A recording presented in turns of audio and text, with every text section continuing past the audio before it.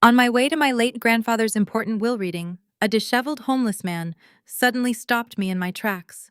"Do not take that car," he said, looking absolutely terrified. My blood ran completely cold. 2 days later, when I got to the meeting, my adoptive parents collapsed when they saw exactly who was standing right behind me. If you have ever been targeted by the cruel people who were supposed to protect you, let me know where you are watching from in the comments below. Hit like and subscribe to hear exactly how I destroyed their entire world forever.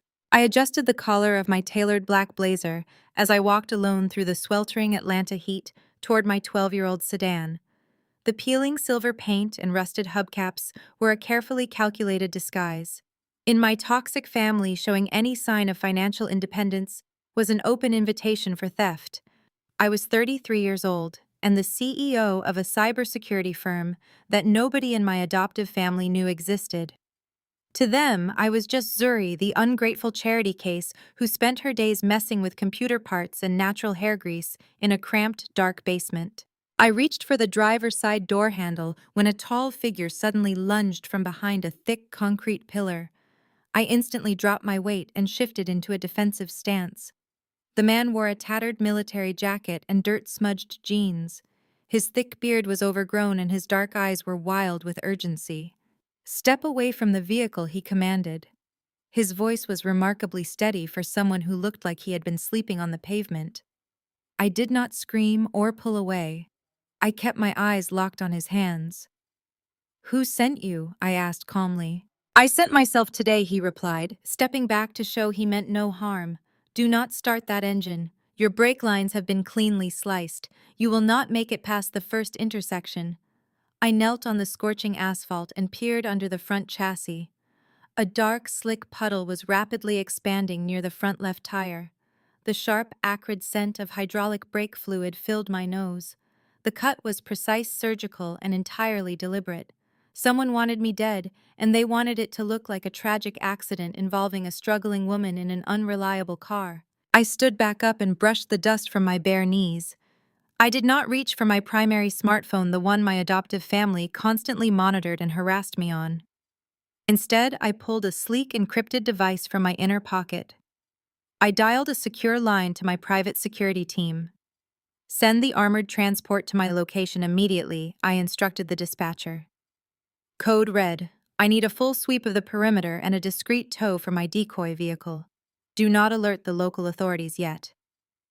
I ended the call and turned back to the disheveled man. "How did you know about the brakes?" I demanded. The man reached into his frayed jacket. I braced myself, but he simply pulled out a silver flash drive. "My name is Marcus," he said. "I am not homeless. I am a forensic accountant and a private investigator. Your grandfather Theodore hired me 6 months ago. He knew your adoptive parents were circling like vultures as his health declined.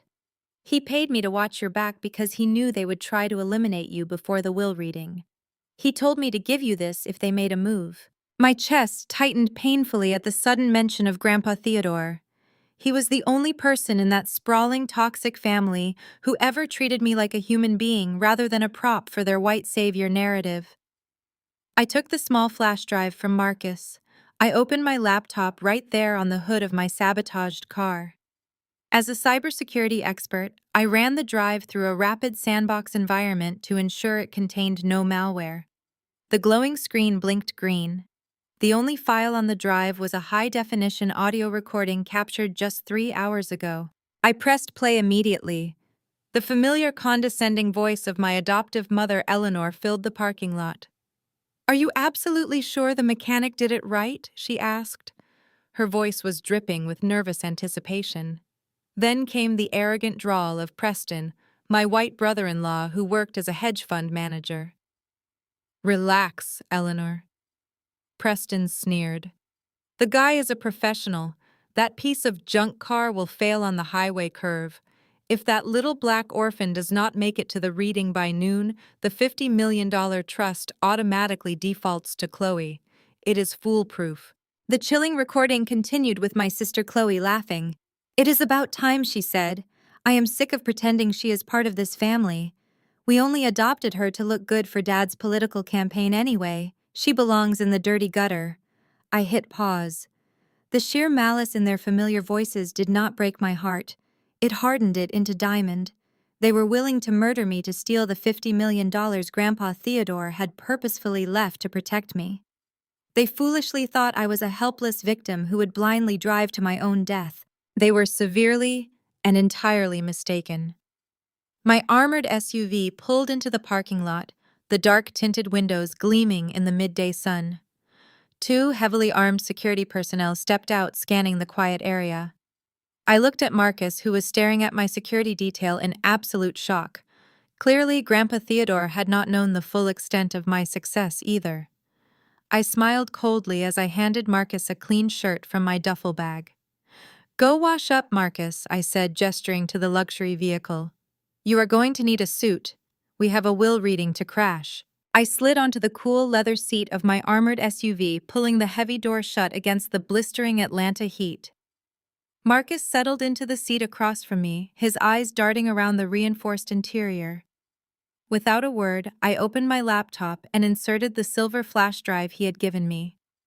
My fingers flew across the keyboard, bypassing standard media players to run the file through an encrypted audio scrubber. I needed to hear every breath, every whisper. The file loaded. I hit play. The unmistakable clinking of crystal glasses echoed from the laptop speakers. Then came Preston's voice, smooth, arrogant, and dripping, with that undeniable white privilege he wielded like a weapon. "The mechanic did exactly what I paid him to do," Preston said. "Clean cut. The brake fluid will drain completely within 2 miles. Once she hits the steep curve on Interstate 20, gravity will do the rest." "Are you absolutely sure it will look like an accident?" my adoptive mother Eleanor asked. Her voice trembled slightly, not out of guilt, but out of fear of getting caught. "I cannot deal with a police investigation today, Preston. The will reading is at noon." "Eleanor, calm down, my adoptive father," Richard interjected. His tone was cold and dismissive. "Preston knows what he is doing. If that girl does not walk through the doors of the law firm by 12:15, the default clause in Theodore's will activates. The entire $50 million estate transfers directly to Chloe. We just need her out of the picture permanently." Finally, my sister Chloe chimed in, her voice shrill with greed. "I am so sick of pretending that Charity Case is my sister. We had to share oxygen with her for 20 years. You think I enjoyed it?" Eleanor snapped back. "We took her in because it made your father look like a saint during his city council run. We profited from taking money meant for her care just like we planned. But Theodore actually liked her. He actually thought that ungrateful little orphan was smarter than you, Chloe. We cannot let her take what is rightfully ours." I paused the recording. The silence in the back of the SUV was deafening. My hands hovered over the keyboard. I survived the casual cruelty, the times they forced me to sleep in the unfinished basement, while Chloe received a newly decorated suite.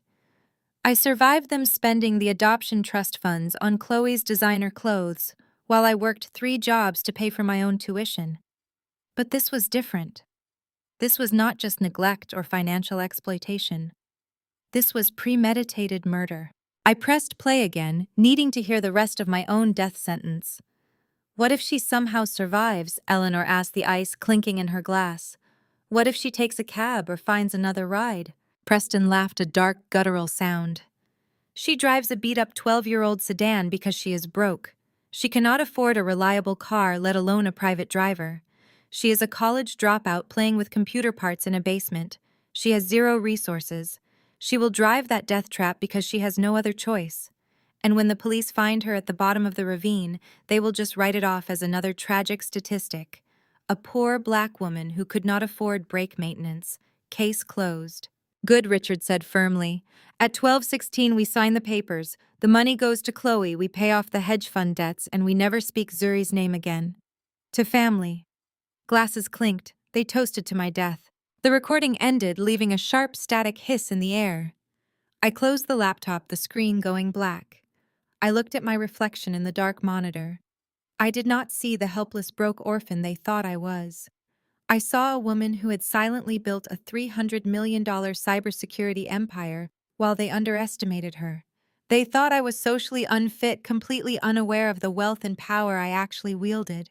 Marcus watched me closely from across the vehicle. I have tracked their financial records for months, he said quietly. Preston is drowning in margin calls. Richard's real estate investments are underwater. They need your grandfather's $50 million to avoid federal bankruptcy. They are desperate, Zuri. Desperate enough to kill me, I replied. They really thought I was just a pawn in their game. They thought they could exploit me, take money meant for my care, and throw me off a cliff when I became inconvenient. They robbed my childhood, and now they wanted my entire life. I turned to the tinted window, watching the Atlanta skyline blur past as the armored SUV navigated the highway. The very highway where I was supposed to die. Marcus, I said, turning back to him. Grandpa knew they were greedy, but did he know they were capable of murder? He suspected they would try to stop you from reaching the law firm, Marcus admitted. He did not know how far. But he told me that if they crossed the line, I was to hand you the evidence and let you do what you do best. I nodded slowly, a dangerous plan forming in my mind. They wanted a tragic accident. They wanted me to disappear so they could celebrate their newfound wealth. Tell the driver to change course. I instructed Marcus, my eyes hardening into cold steel. We are not going straight to the law firm. I need to make a phone call to my salvage team. If my family wants to believe I died in a fiery crash at the bottom of a ravine, we will give them exactly what they want. Let them think they won. Let them taste the $50 million. Because when I walk right through those mahogany doors, I will not just take my inheritance. I will take their freedom. I pulled out my encrypted phone and dialed a number I rarely used outside corporate emergencies. The line clicked open after a single ring. Vance. I need a ghost protocol operation right now, I said, keeping my voice steady. My 12-year-old sedan is sitting in the Midtown parking lot with a sliced brake line. I need your team to quietly tow it to the sharpest curve on Interstate 20, right by the old quarry ravine. Leave no digital footprints. Vance did not ask questions. He simply asked for coordinates. Marcus watched me with a mixture of awe and professional curiosity. You have a private salvage team on retainer, he asked, raising an eyebrow. I thought your grandfather said you ran a small tech consulting business out of your basement. I smiled, but there was no warmth. Grandpa Theodore knew I was smart, but I kept the true scale of my company hidden from everyone to protect myself. When you grow up in a house where your achievements are actively sabotaged so your sister can shine, you learn to move in silence. I am the sole owner of Apex Cyber Defense. Vance heads my physical security division. He will make sure my car goes over that ravine, creating the exact accident scene Preston paid for. Marcus leaned back against the leather seat. You are not just letting them dig their own grave, you are handing them the shovels. Exactly, I replied. I want Preston and Eleanor to feel the thrill of victory. I want them to pop champagne and count their stolen millions in their heads. The higher they fly, the harder they will crash when I walk into that room. Within 20 minutes, my tablet chimed with a message from Vance. The screen displayed a live drone feed. I watched as his heavy-duty transport truck deposited my silver sedan near the treacherous curve of the highway. A mechanical arm pushed the empty vehicle over the edge. It tumbled down the steep, rocky incline, smashing into the dry riverbed below with a satisfying crunch of metal. Vance had even remembered to toss a spare scarf I kept in the trunk onto a nearby branch, making the scene look authentically chaotic. It is done, I told Marcus, closing the tablet. The trap is officially set. If Preston is monitoring police scanners or local traffic feeds, he will see a reported accident involving my exact license plate within the hour. Marcus typed furiously on his own device. I am pinging the local precinct to delay any official identification. We need to buy you enough time to crash the will reading before the police realize the car is empty. You have a 30-minute window before the lawyer strikes the gavel and transfers the estate to Chloe. The clock is ticking, Zuri. We need to get you ready for war. I pressed a button on the console, and a hidden compartment slid open to reveal a pristine, tailored white power suit. I had kept it in the vehicle for emergency board meetings, but today it would serve as my armor. I slipped into the crisp blazer, leaving the worn black jacket I had worn earlier on the floor.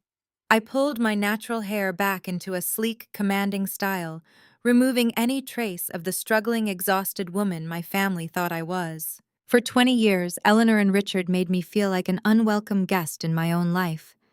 They fed me scraps of affection only when they needed a prop for their social charity narrative. They let Chloe mock my natural hair, my clothes, and my ambitions. They let Preston treat me like an uneducated burden. Today I was stripping away every lie they had ever told about me. Marcus handed me a thin earpiece. "Keep this in," he instructed. "I will be monitoring the room audio from the lobby. I have tapped into the law firm internal security cameras. The lawyer, Mr. Sterling, is already in the boardroom with them." Preston looks incredibly smug. He keeps checking his watch. He knows the deadline is 12:15. "Let him check it," I said, fastening a luxury watch around my own wrist. "Let him watch his future tick away. Tell the driver to pull up to the rear entrance of the Sterling building." The armored SUV glided smoothly through the bustling downtown traffic, bypassing the main avenues to approach the towering glass skyscraper from a discreet service alley. My heart hammered against my ribs, not from fear, but from an overwhelming surge of adrenaline. The physical threat was neutralized. My car was destroyed. My enemies believed they had won. The battlefield was now entirely psychological, and I held every single advantage. The vehicle stopped. The heavy doors unlocked with a solid mechanical thud. Two of my security operatives stepped out first, securing the loading dock area before I emerged into the humid afternoon air. Marcus stepped out beside me, his homeless disguise now replaced by a sharp, dark suit he had kept in his own bag. He looked every bit the federal agent he truly was. We walked through the service corridors, bypassing the crowded main lobby, and taking a private executive elevator directly to the 40th floor. The digital numbers above the elevator door climbed steadily. 38. 39. 40. "It is exactly 12:14, Marcus whispered, checking his device as the polished metal doors slid open. "They are sitting in boardroom A. Preston just told the lawyer that you are clearly not showing up and asked him to finalize the paperwork." I stepped onto the plush carpet of the law firm, my white suit gleaming under the expensive recessed lighting. I took a deep breath, letting the years of anger, rejection, and betrayal fuel my every step. The time for hiding was over. I marched straight toward the heavy mahogany doors. I was finally ready to face the monsters who raised me and burn their entire world down. The industrial air conditioning inside the massive high-rise of Sterling and Associates hummed with a quiet, expensive purr. The boardroom was a cavern of polished mahogany floor-to-ceiling windows overlooking the Atlanta skyline and genuine leather chairs. At the head of the massive table sat Mr. Sterling, an elderly attorney meticulously organizing a thick stack of legal documents. Opposite him sat the grieving family. The performance was nothing short of theatrical. Eleanor dabbed her powdered cheeks with a handkerchief, squeezing her eyes shut, in an exaggerated display of agony. Richard rubbed her shoulder with a solemn, practiced expression, though his eyes darted toward the legal files. Chloe wore a custom designer black dress. Preston drummed his fingers against the table. The clicking of his gold Rolex broke the heavy silence. Preston stopped tapping and shot his wrist up, glaring at the watch face. "It is 12:12, Mr. Sterling," he announced with arrogant impatience. "We have been sitting here for over an hour. The estate dictates that all primary beneficiaries must be present by 12:15. I have a firm to run. How long must we wait for someone who disrespects our time?" Mr. Sterling peered over his wire-rimmed glasses. "The terms of Theodore will are incredibly specific, Preston. I must wait until 12:15 before activating the default clause. Zuri still has 3 minutes. Chloe let out a sharp, derisive scoff, adjusting her diamond necklace. 3 minutes will not magically produce a reliable car. You know how she is. Always late, always making excuses. She probably broke down and could not afford a tow truck. Some people just refuse to elevate themselves." Eleanor sniffled loudly, dropping the handkerchief to her lap. "We gave that girl everything," she whimpered. "We tried to integrate her into society. But she always resented Chloe. She always resented our success. Theodore coddled her out of guilt, but even he knew she was irresponsible. If she cared about him at all, she would be here. Richard leaned forward, clasping his hands on the table. It is tragic, really. She is avoiding this reading because Theodore finally saw through her act.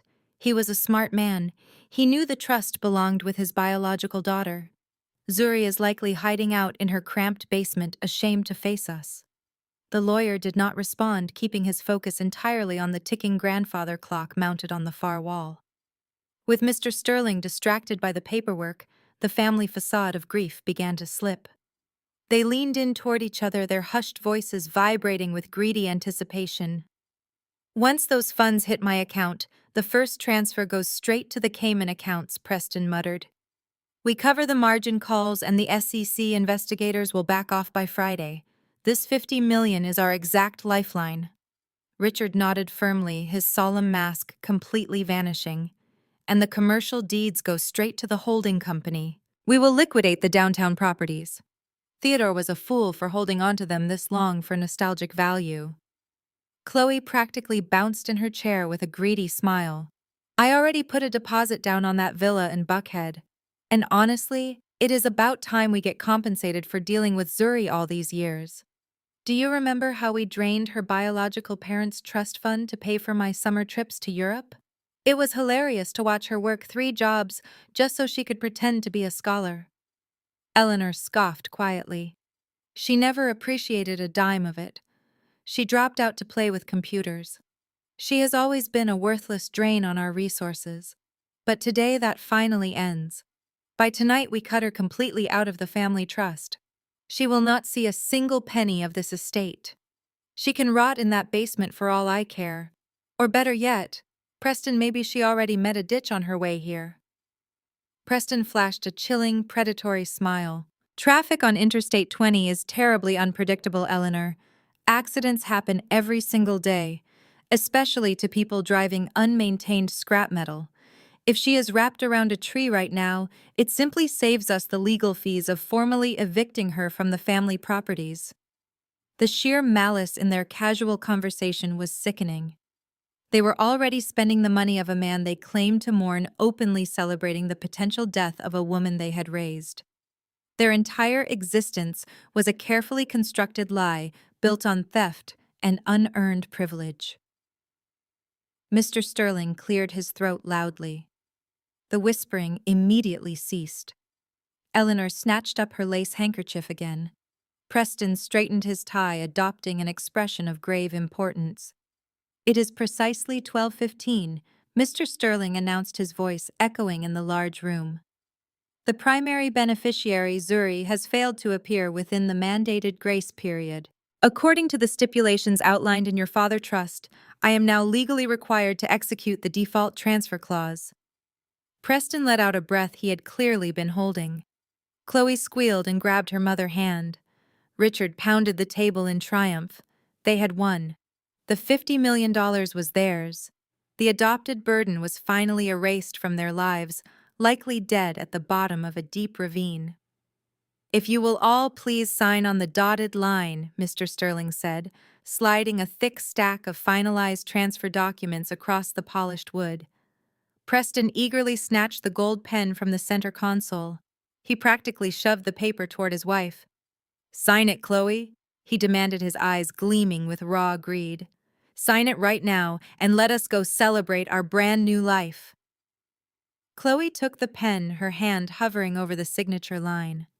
She eagerly pressed the gold tip against the pristine white paper, ready to finalize the theft of my entire inheritance. Before she could form the first letter of her name, the heavy mahogany doors of the boardroom violently burst open.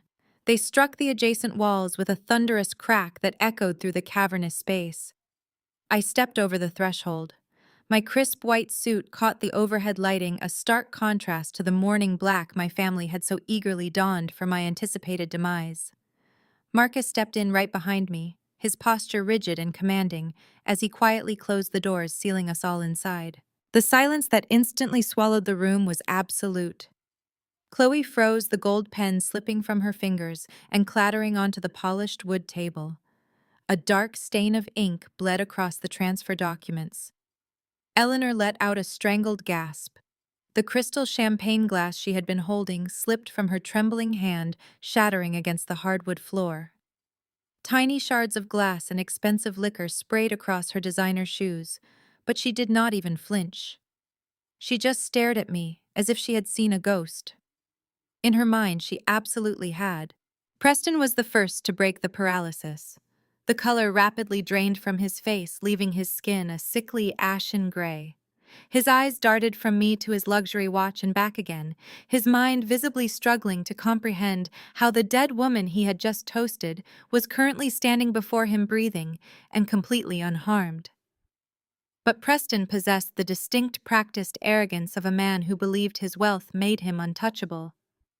He rapidly composed his features, masking his terror with a familiar condescending smirk. "Well, look who finally decided to join us," Preston sneered, leaning back in his leather chair and crossing his arms.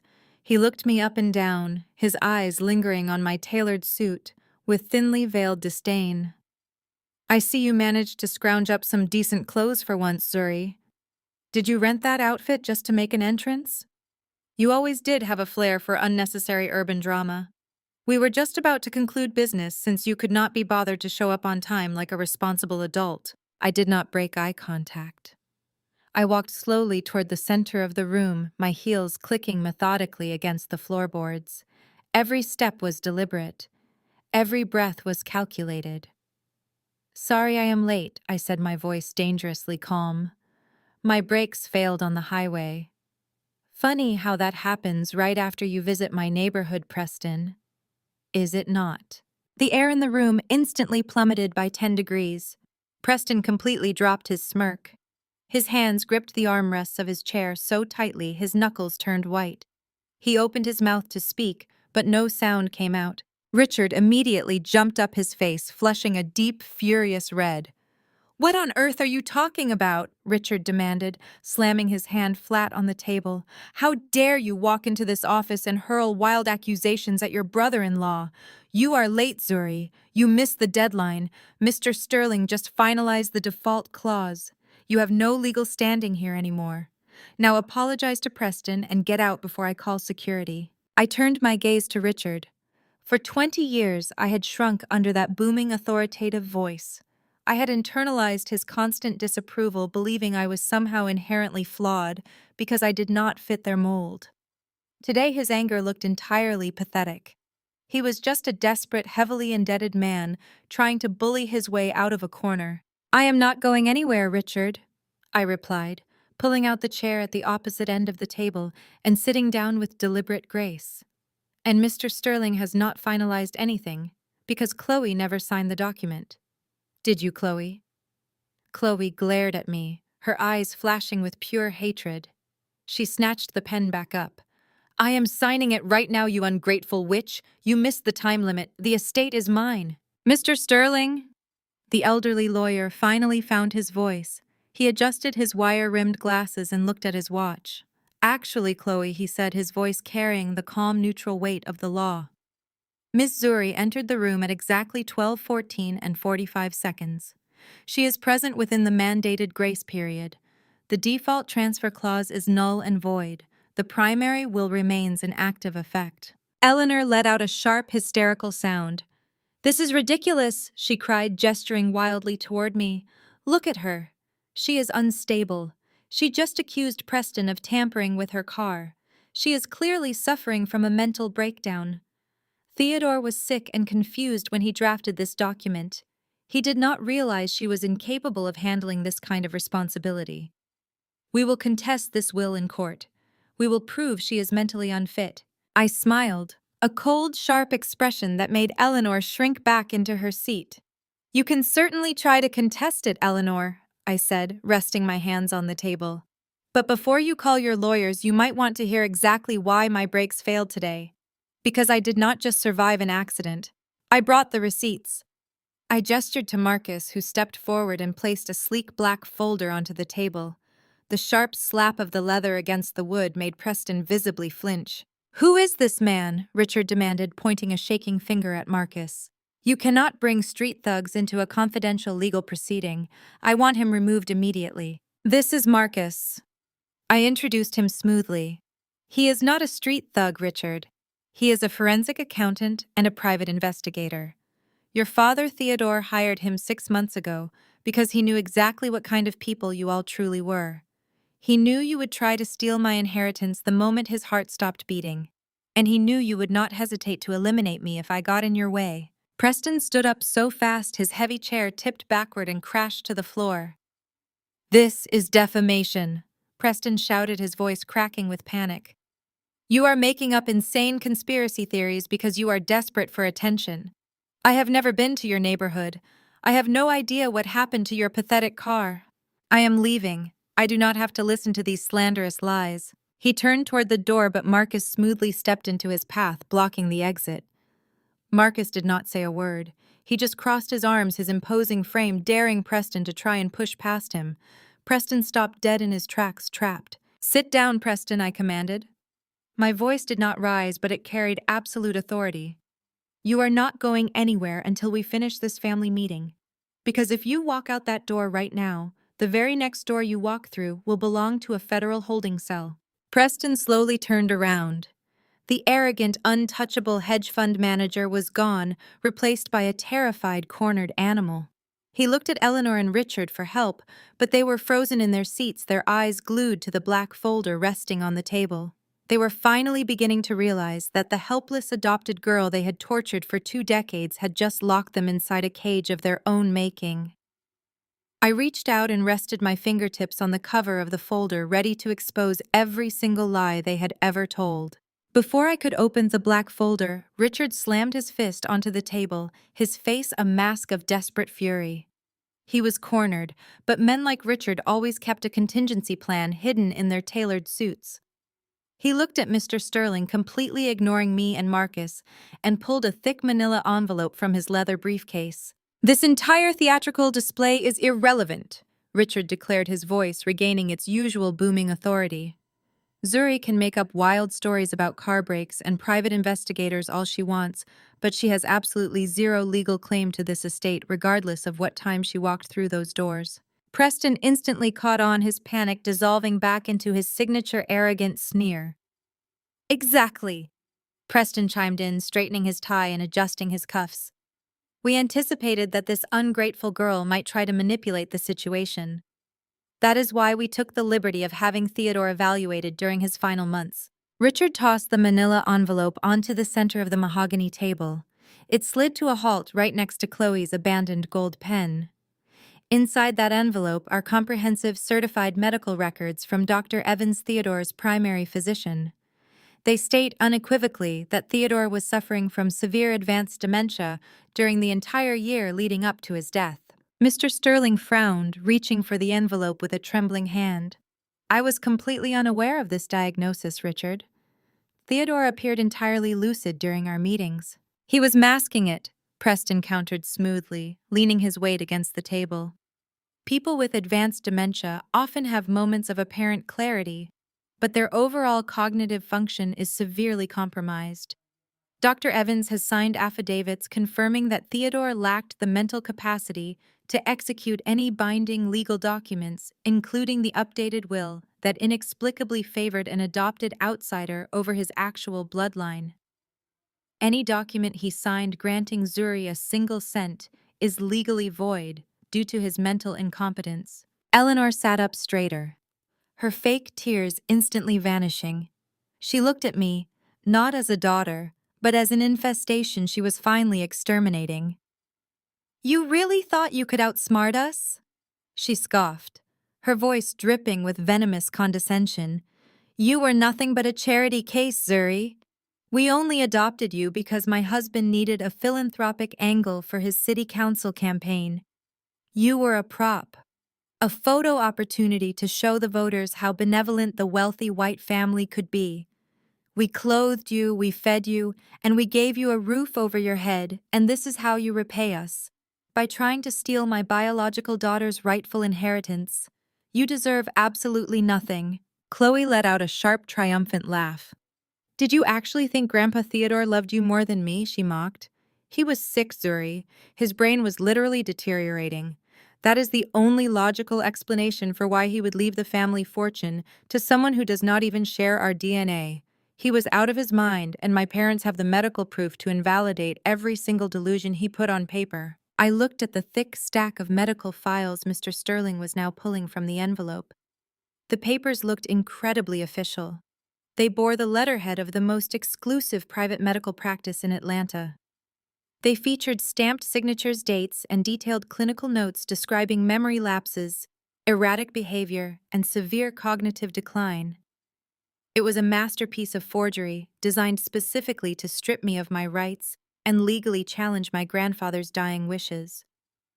They were willing to rewrite the end of a brilliant man's life, painting him as a confused, helpless invalid just to get their hands on his money. Mr. Sterling adjusted his glasses, scanning the first page of the medical report, his brow furrowed in deep concern. Richard, if these documents are verified by the probate court, it would indeed trigger a massive legal hurdle. If Theodore was deemed mentally incompetent at the time of drafting the revised will, the estate would revert to the previous legal will, which leaves the entirety of the assets to Eleanor and the biological grandchildren. Preston smiled, crossing his arms over his chest. We are fully prepared to submit these to a judge today. We have statements from his nurses, his specialists, and even the staff at his country club. They will all testify that Theodore was losing his mind. We are simply protecting the family legacy from an opportunistic grifter who took advantage of a sick elderly man. The sheer audacity of their lies was almost breathtaking. They were projecting their exact crimes onto me. They were the ones who had exploited him. They were the ones plotting to steal. But they had the money, the connections, and the societal privilege to make their version of the truth look like undeniable fact. In their world, a white hedge fund manager and a wealthy political family would always be believed over a young black woman they had branded as a troubled charity case. I remained perfectly still, letting them bask in their perceived victory.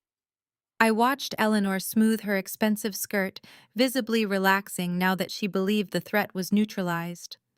I watched Richard nod approvingly at Preston, acknowledging the success of their backup plan. They had paid top dollar to manufacture this medical narrative. They had likely bribed Dr. Evans, a physician, known for catering to the elite, to falsify an entire year of medical history. It was a calculated, expensive, and ruthless strategy. I slowly closed the black folder in front of me and rested my hands flat on the table. My silence seemed to unnerve Chloe. "What are you waiting for?" Chloe snapped, pointing toward the heavy boardroom doors. "The lawyer just told you that you have nothing. Your little stunt failed. Get out of our office before my father has you arrested for trespassing." I turned my head and looked directly into Richard's eyes. "You spent a fortune on those documents, did you not?" Richard, I asked quietly. Bribing a prominent physician like Dr. Evans to risk his medical license could not have been cheap. It must have taken a significant portion of your remaining liquidity to secure those signatures. Richard stiffened his eyes, narrowing defensively. "I have no idea what you are talking about. Those are legitimate subpoenaed medical records." Preston slammed his hand on the table. "Stop entertaining her delusions, Richard. Mr. Sterling, please ask security to escort her out. She is wasting our valuable time." Mr. Sterling reached for his desk phone, but Marcus stepped forward, placing a heavy hand over the receiver. The lawyer looked up, startled by the sheer physical presence of the man standing over him. "I suggest you listen to what she has to say." Mr. Sterling Marcus said, his voice a low, dangerous rumble. "For your own professional safety." I looked back at Eleanor, who was staring at me with a mixture of disgust and rising apprehension. "You really thought I was just playing with computer parts in the basement all those years," I said, leaning forward. "You thought I was too broken and too intimidated by your wealth to ever fight back. But while you were busy trying to convince the world I was socially unfit, I was learning exactly how your world operates. I was learning how to track every digital footprint, every hidden transaction, and every offshore wire transfer you ever made." I reached into my pocket and pulled out a small, sleek smart drive, setting it on top of the black folder. "You claim Grandpa Theodore had severe dementia for the last 12 months, I stated, my voice echoing clearly across the mahogany table. "You claim he was incapable of making rational decisions. That is a very interesting narrative, Richard. Especially considering the digital evidence I have sitting right here. I pushed the smart drive exactly 1 inch toward the center of the table. Let us see how your forged medical records hold up against reality. Chloe burst into a sharp, grating laugh that shattered the tension in the room. She pointed a perfectly manicured finger at the small silver smart drive resting on the table and rolled her eyes. Are we supposed to be intimidated by a piece of plastic? Chloe mocked, her voice dripping with venomous condescension. You actually think you are so brilliant because you managed to graduate from Howard. You think that little diversity degree from an HBCU makes you a legal expert. We all know why you went there, Zuri. You wanted to hide in a place where you felt comfortable because you knew you could never handle the true academic rigor of a real university. I sat perfectly still, letting her words hang in the sterile air of the boardroom. I did not defend my alma mater. I did not need to. Howard University had given me the foundation, the network, and the unshakable confidence that these people had spent my entire childhood trying to destroy.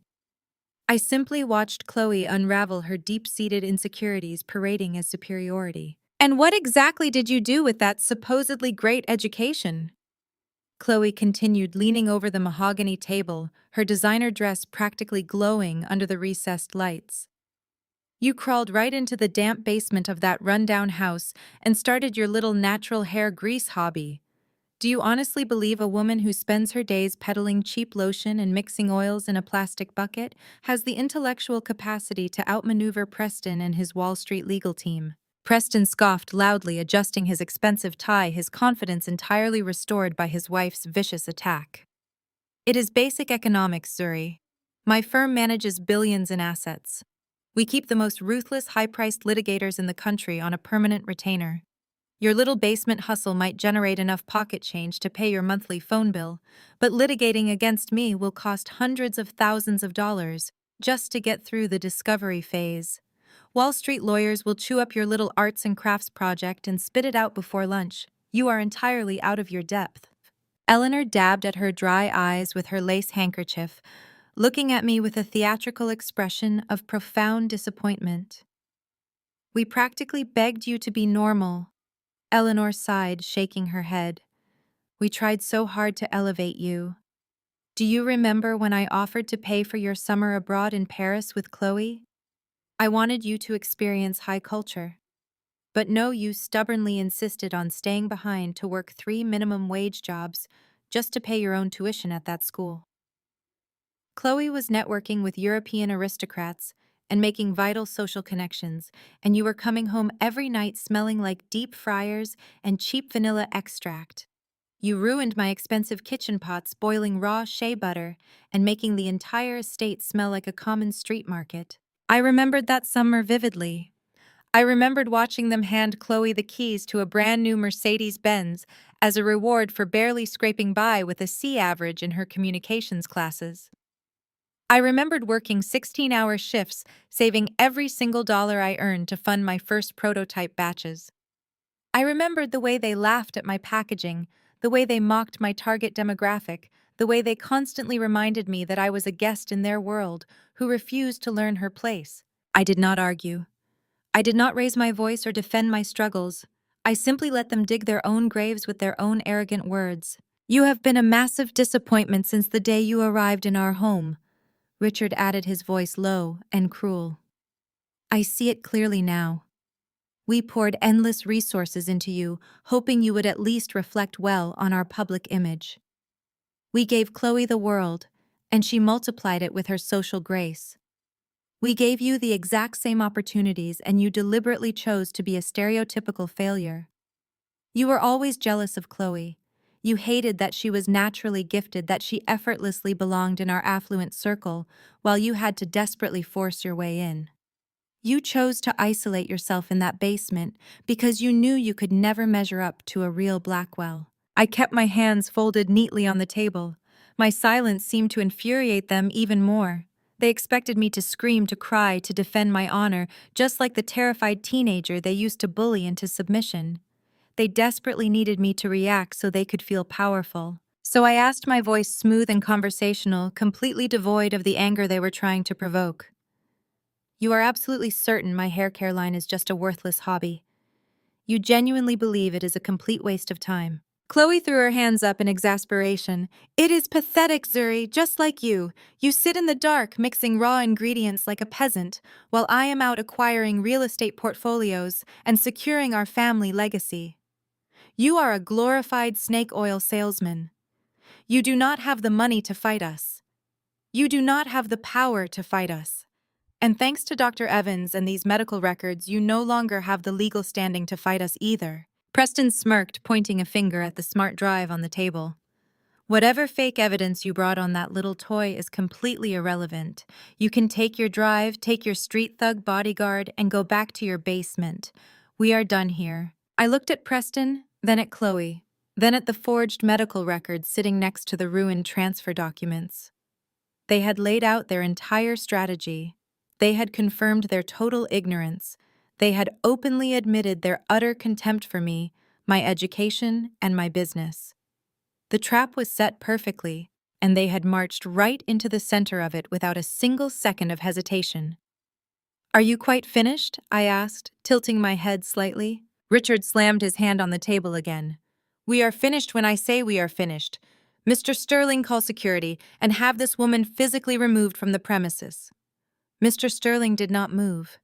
He was staring intensely at the silver smart drive, his experienced legal mind sensing the massive shift in the room's power dynamic. He looked at me, his eyes wide with a sudden dawning realization. I reached out and picked up the smart drive, twirling it effortlessly between my fingers. I let them insult my Howard degree. I let them mock the late nights, the burned pots, the sheer physical exhaustion of building something out of absolutely nothing.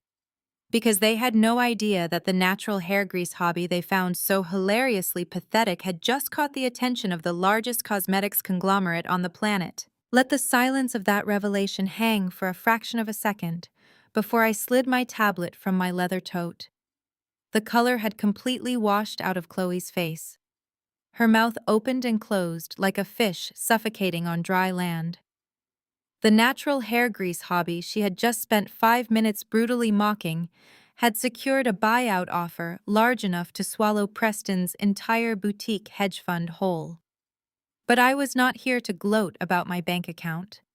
I was here to dismantle their entire fraudulent existence. Preston shook his head violently, desperately trying to regain control of a room that was rapidly slipping through his fingers. A cosmetics buyout does not change the law. Zuri, he barked, his voice an octave higher than normal. It does not matter how much money you suddenly have. You cannot buy your way out of a medical diagnosis. The records are signed by Dr. Evans.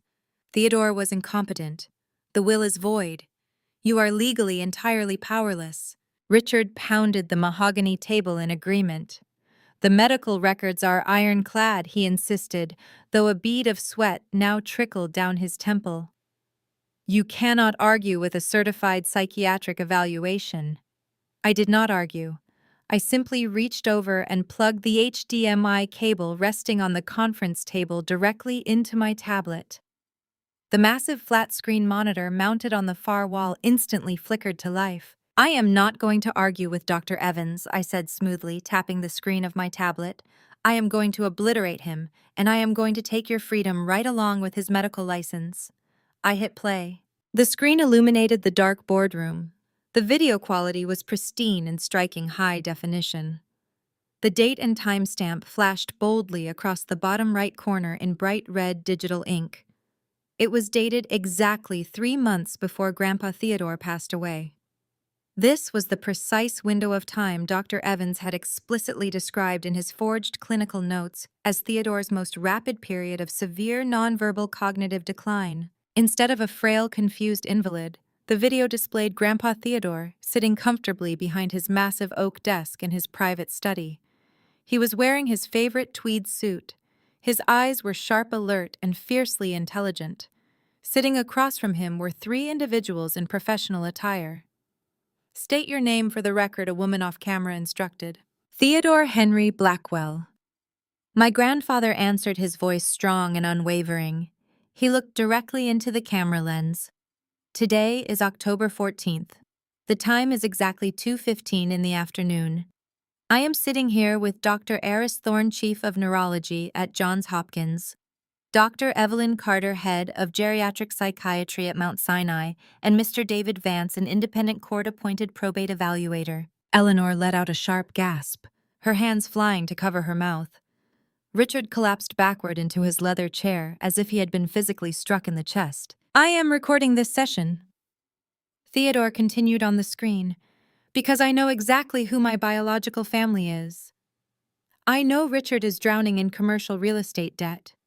I know Preston is leveraging assets illegally to cover his margin calls.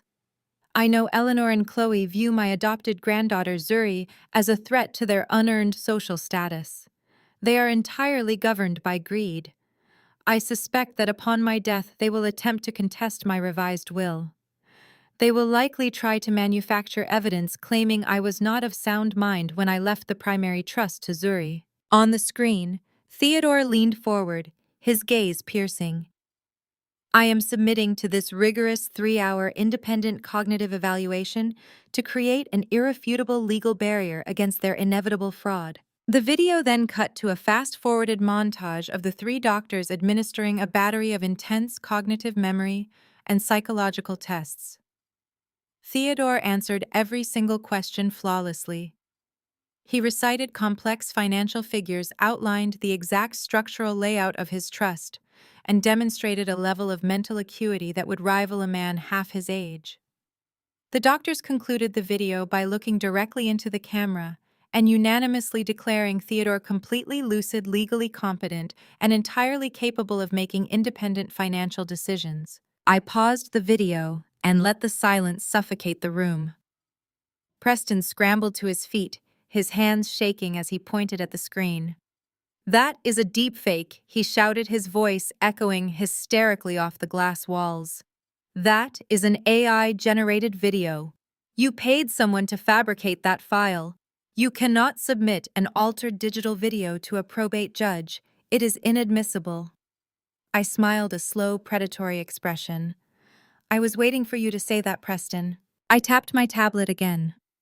A complex string of alphanumeric code appeared on the monitor alongside the video file, accompanied by 3 digital certificates of authenticity. "This is not just an MP4 file," I explained, my voice echoing with icy precision. "This video, along with the signed affidavits from all 3 independent specialists, was uploaded directly to a secure blockchain network the very second the recording stopped.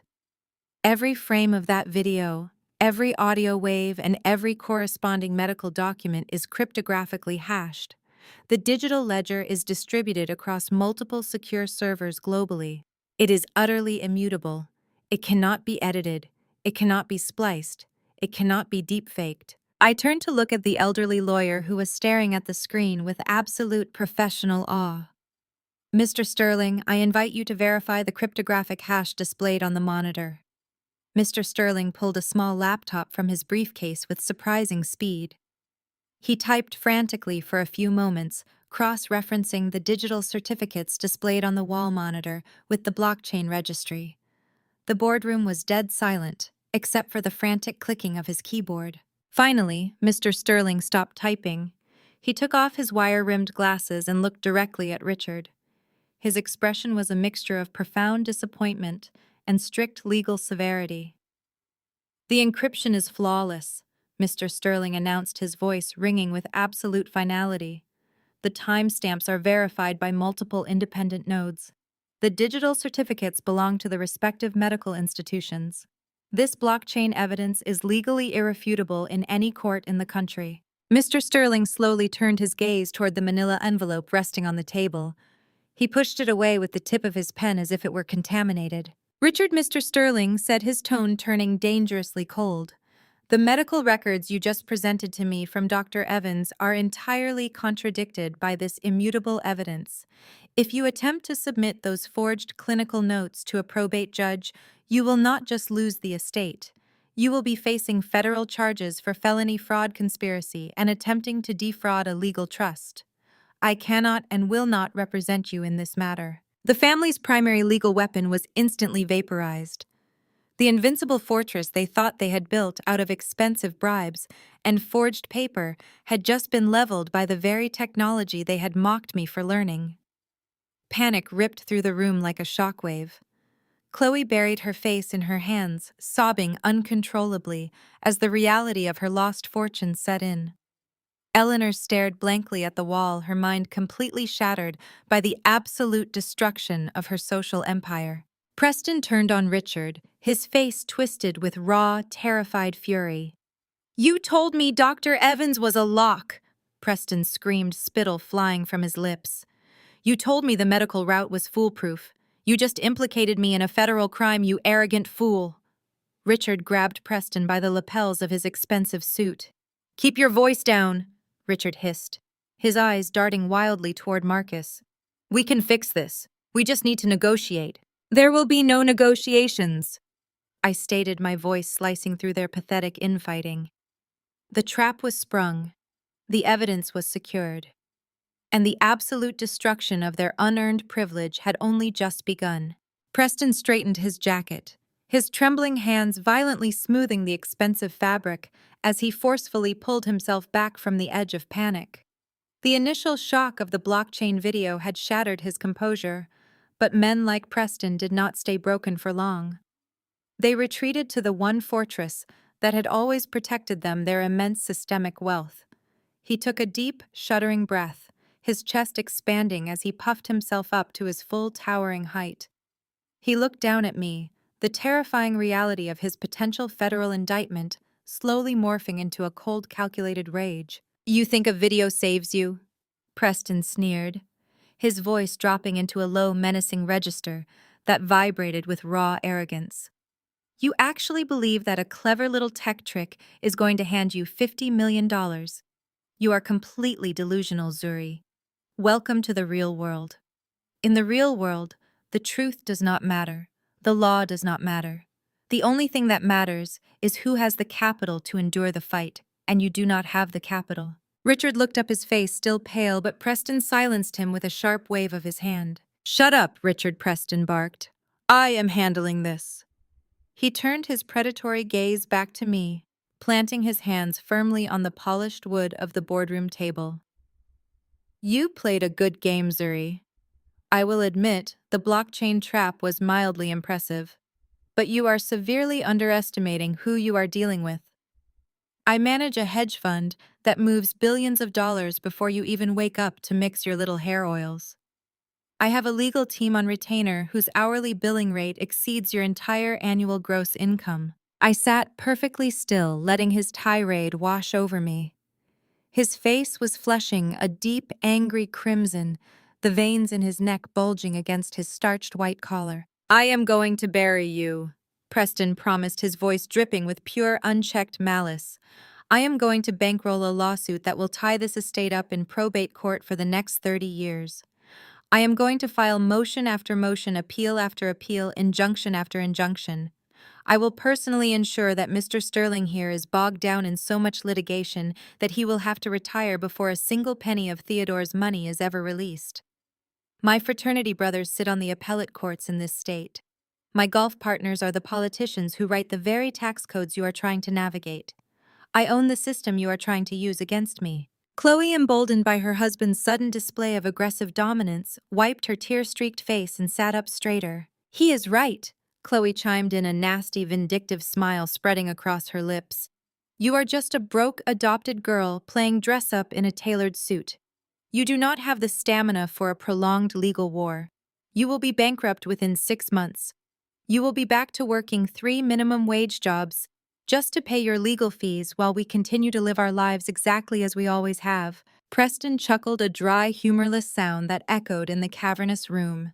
He began to pace behind his leather chair, enjoying the sound of his own voice, intoxicated by the illusion of his own absolute power. "Let us look at the reality of your situation," Zuri, Preston said, gesturing expansively with his hands. "You are a black woman with a basement hobby, trying to steal the generational wealth of a prominent, established white family. How do you think that story is going to play out in the media? How do you think a judge is going to view you? We will paint you as an opportunistic predator. We will leak stories about your mental instability. We will drag your name through the mud until your little cosmetics brand is completely toxic. No one will buy your products. No one will do business with you. I will personally see to it that you are blacklisted from every major retail distributor in the country." Eleanor nodded vigorously, her eyes gleaming with renewed cruelty. "You should have just walked away when we gave you the chance," she muttered. "You always were ungrateful. We gave you civilization and you respond with extortion."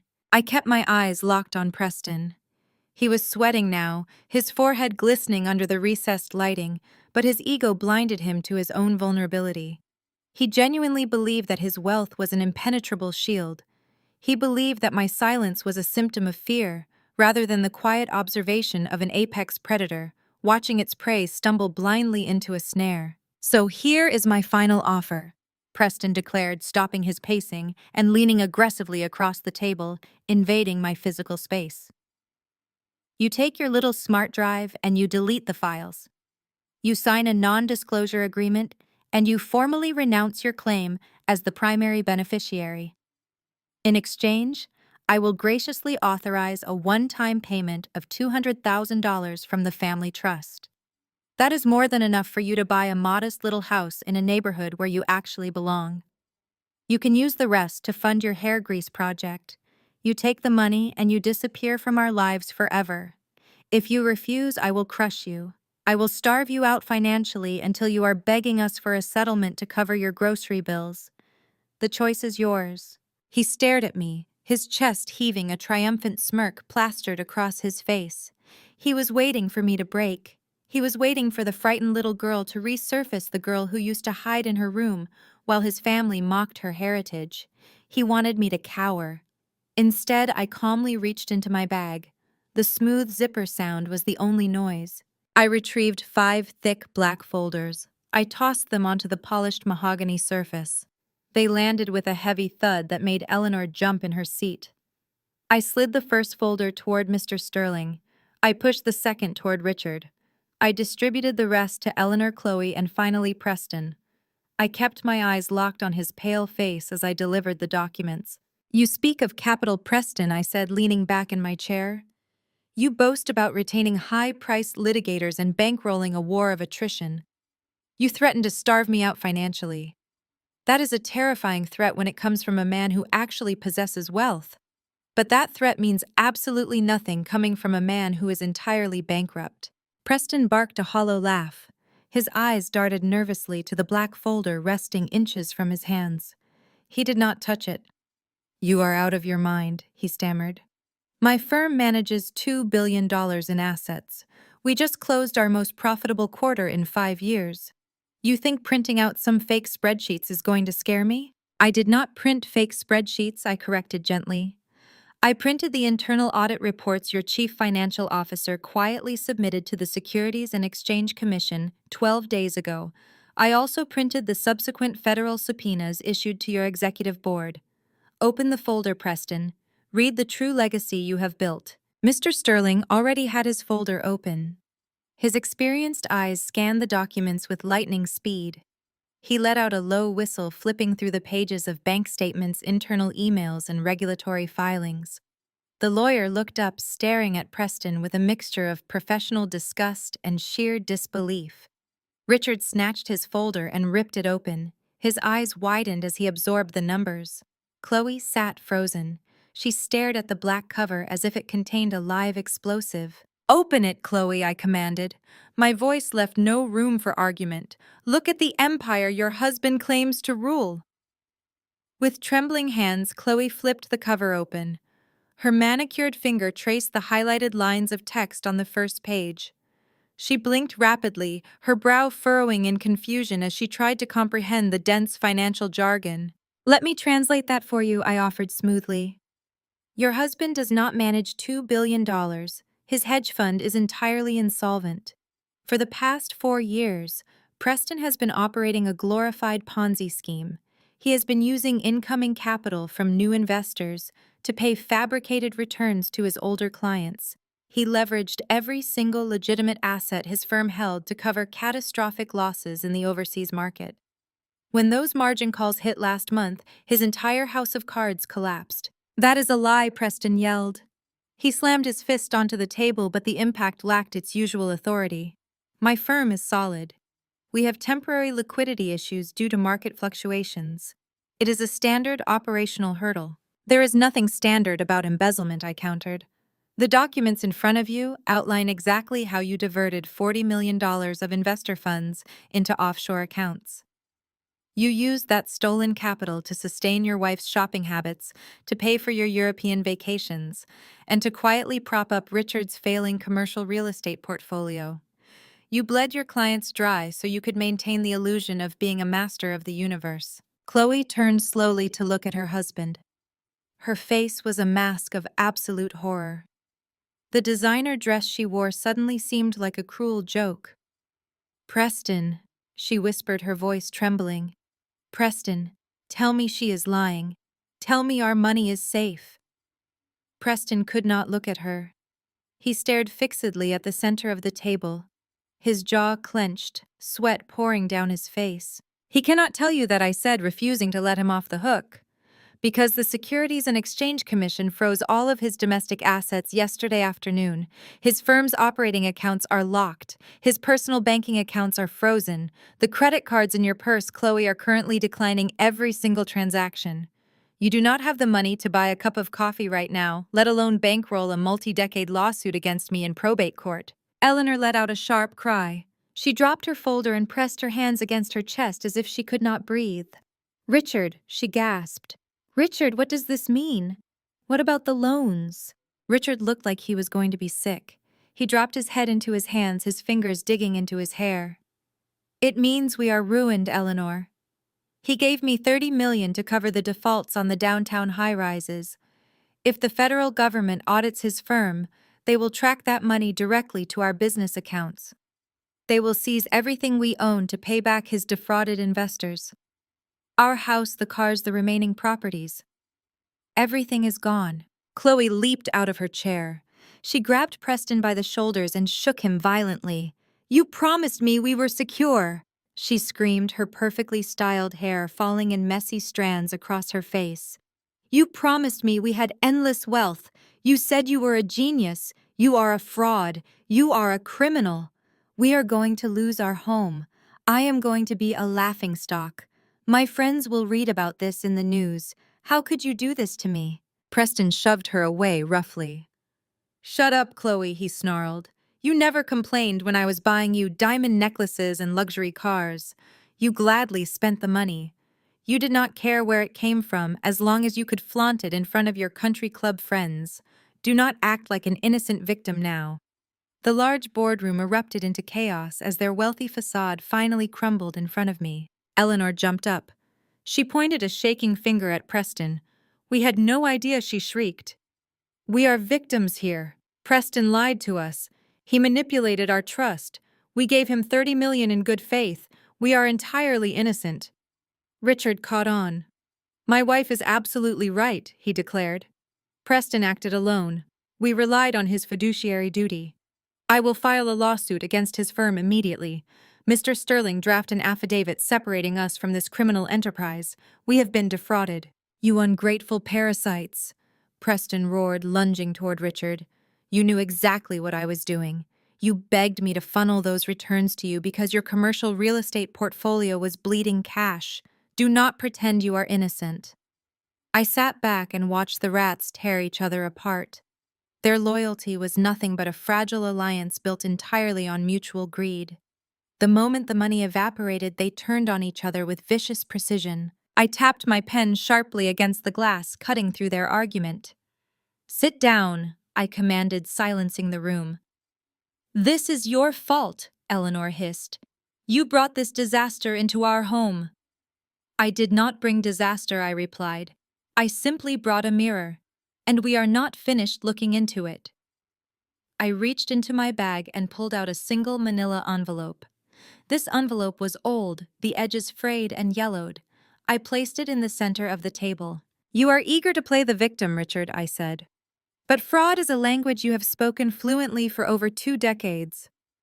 Richard scoffed, his eyes fixed on the envelope. I am a respected businessman, he blustered. I have never committed fraud. I pulled out banking ledgers and a certified family trust document. I pushed them toward Mr. Sterling, who adjusted his glasses and began reading. When I was 7, my biological grandparents passed away, I stated. They established an irrevocable trust fund intended for my care, my education, and my future.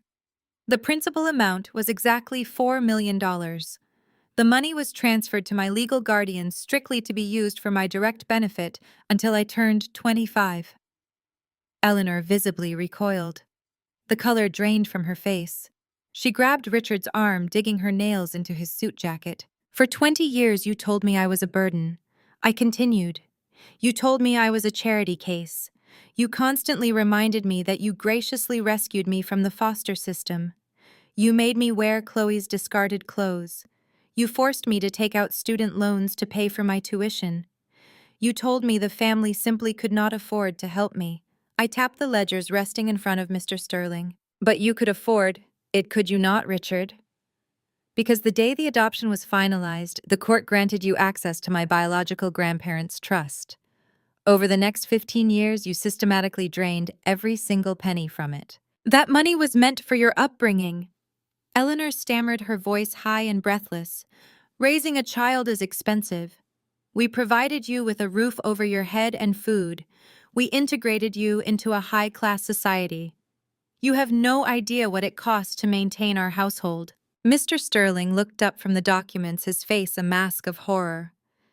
Mrs. Blackwell, he said, his voice laced with disgust. According to these transfer logs, you did not use these funds to maintain a household or raise a child. I turned to look at Chloe, who stared at her parents with wide, uncomprehending eyes. Would you like to know how they spent my money, Chloe? I asked. Would you like to know where your fabulous lifestyle actually came from? When you were 12, you begged for a horse. Your father withdrew $80,000 from my trust to buy it. When you turned 16, they bought you a new Mercedes. That was another $100,000 from my grandparents' estate. Your tuition, your semester abroad in Paris, your designer wardrobe, your lavish wedding to Preston. Every single ounce of your luxurious existence was funded by the money stolen from the adopted sister you treated like garbage. Chloe gasped, shrinking back in her chair. She looked at her parents, waiting for them to deny it. They remained silent. You did not adopt me to give me a home, I said. You adopted me because I was a walking ATM. You needed cash to maintain your fake aristocratic image, and a grieving 7-year-old orphan came with a $4 million paycheck attached. You stole my inheritance to spoil your biological daughter, and then you punished me every single day for breathing the same air as you. Richard slammed his hands on the table, trying one last attempt at intimidation. You cannot prove malicious intent, he barked. As your legal guardians, we had broad discretionary power over those funds. We made investments. We managed the estate. The statute of limitations on those transfers expired years ago. I smiled. I do not need the statute of limitations, Richard. I do not need a civil court to recover the money you stole from me, because I already have more money than you will ever see in your lifetime. I stood up slowly, smoothing my tailored jacket. I looked down at the ruined, broken people sitting around the mahogany table. You brought me here today to steal Grandpa Theodore's estate, I said quietly. You wanted to leave me with absolutely nothing, but you forgot one crucial detail. I am the one who built a business from the ground up. I am the one who survived your abuse. I am the one holding all the cards. I do not just have the blockchain video proving Theodore's competency. I have the entire dossier of your financial crimes. You clearly did not just hate me, you robbed me. And now you are going to pay for all of it. The silence in the boardroom was absolute. Richard stared at the trust documents as if the ink were poison. Eleanor clutched her pearl necklace, her carefully constructed aristocratic facade shattered by the exposure of her thievery. Preston was paralyzed by his impending federal indictment, his massive ego completely deflated into a pathetic shell. But Chloe refused to surrender. She could not process the loss of her wealth, her status, or her identity, which was wrapped up in stolen money and her husband's fraudulent hedge fund. She had been raised to believe she was inherently more valuable than the orphaned black girl they had brought into their home. If the financial capital was gone, she would simply weaponize the only currency she still controlled: her social capital. Chloe pushed herself back from the table. Her chair scraped against the hardwood floor.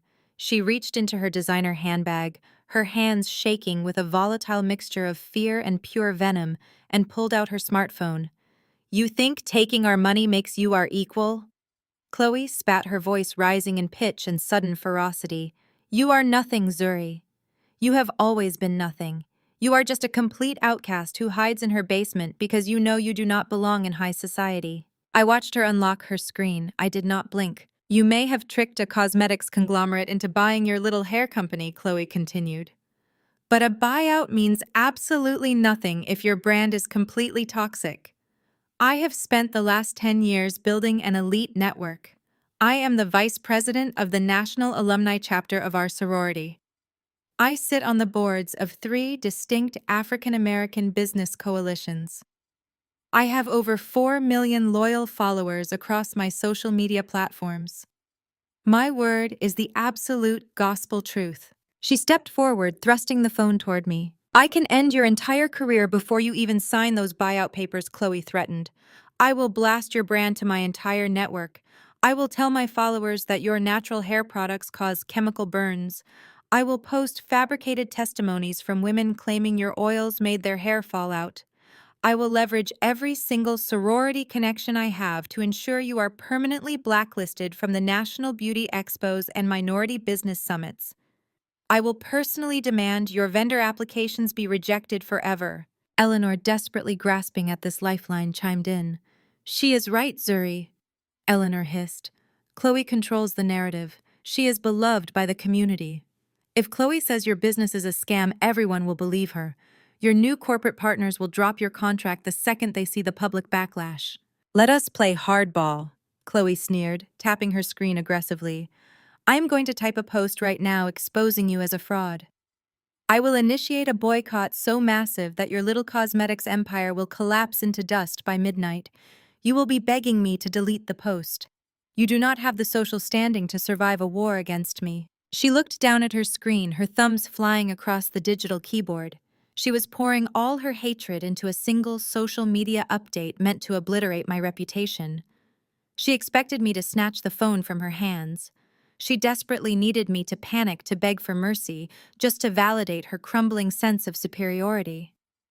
I simply crossed my legs and folded my hands neatly in my lap. "Post it," I said. Chloe froze. Her thumbs stopped moving. She looked up, her eyes narrowing in confusion. I said, "Post it." I repeated, my voice perfectly level. "Hit send, Chloe. Broadcast your lies to your 4 million followers. Tag the sorority alumni. Tag the business coalitions. Do it right now." She stared at me, the phone hovering in her hand. "Why are you not terrified?" she demanded, her voice betraying a sudden flicker of uncertainty. "I am about to ruin your life." "You cannot ruin a life you do not understand," I replied smoothly. "You spent your entire life curating a fake reality funded by money your parents stole from an orphaned child. You bought your followers. You bought your board seats. You bought your influence with my grandfather's money. But you forgot that the African American business community you claim to control values authenticity above everything else." I leaned forward, locking my gaze onto hers. "Go ahead and post your lies," I challenged her softly.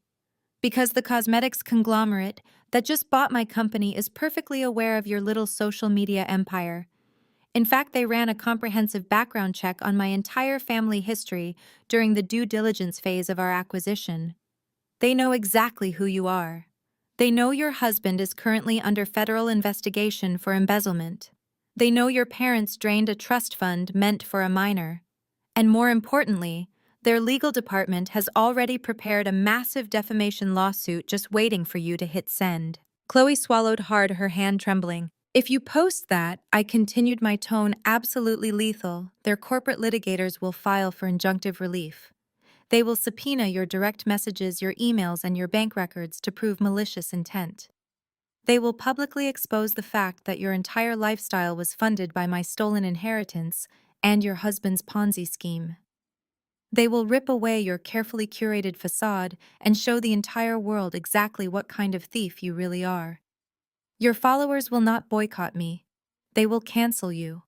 You will be the one blacklisted. You will be the one completely ruined. The color drained entirely from her face.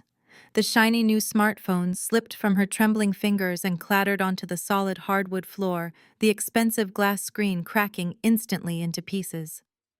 The sharp sound echoed loudly in the vast and completely silent room. She had finally realized that she was now left completely and entirely powerless. I stared down at the shattered glass of Chloe's phone scattered across the floorboards.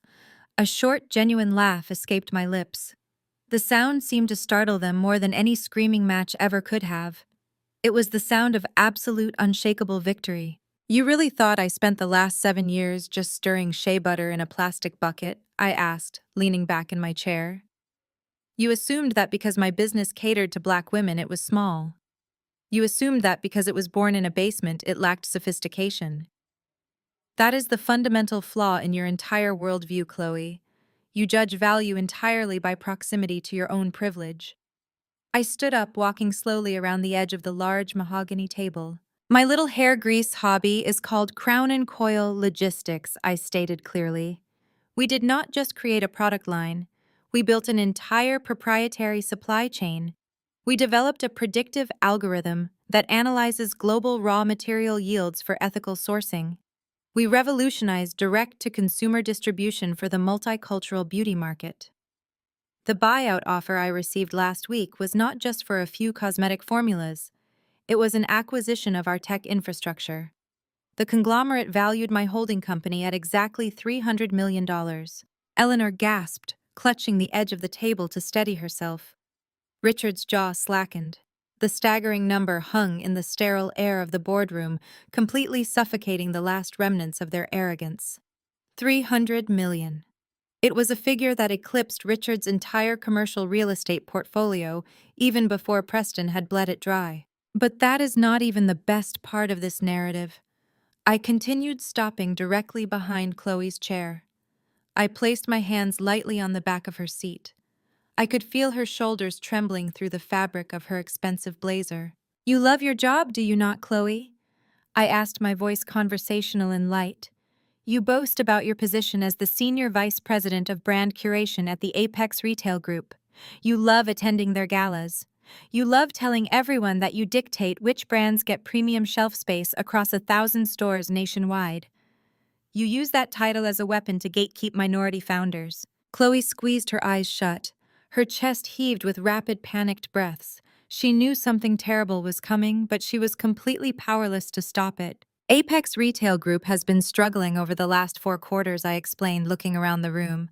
Their traditional supply chains are outdated. Their electronic commerce infrastructure is entirely obsolete. They desperately needed a modern logistical framework to survive the next decade.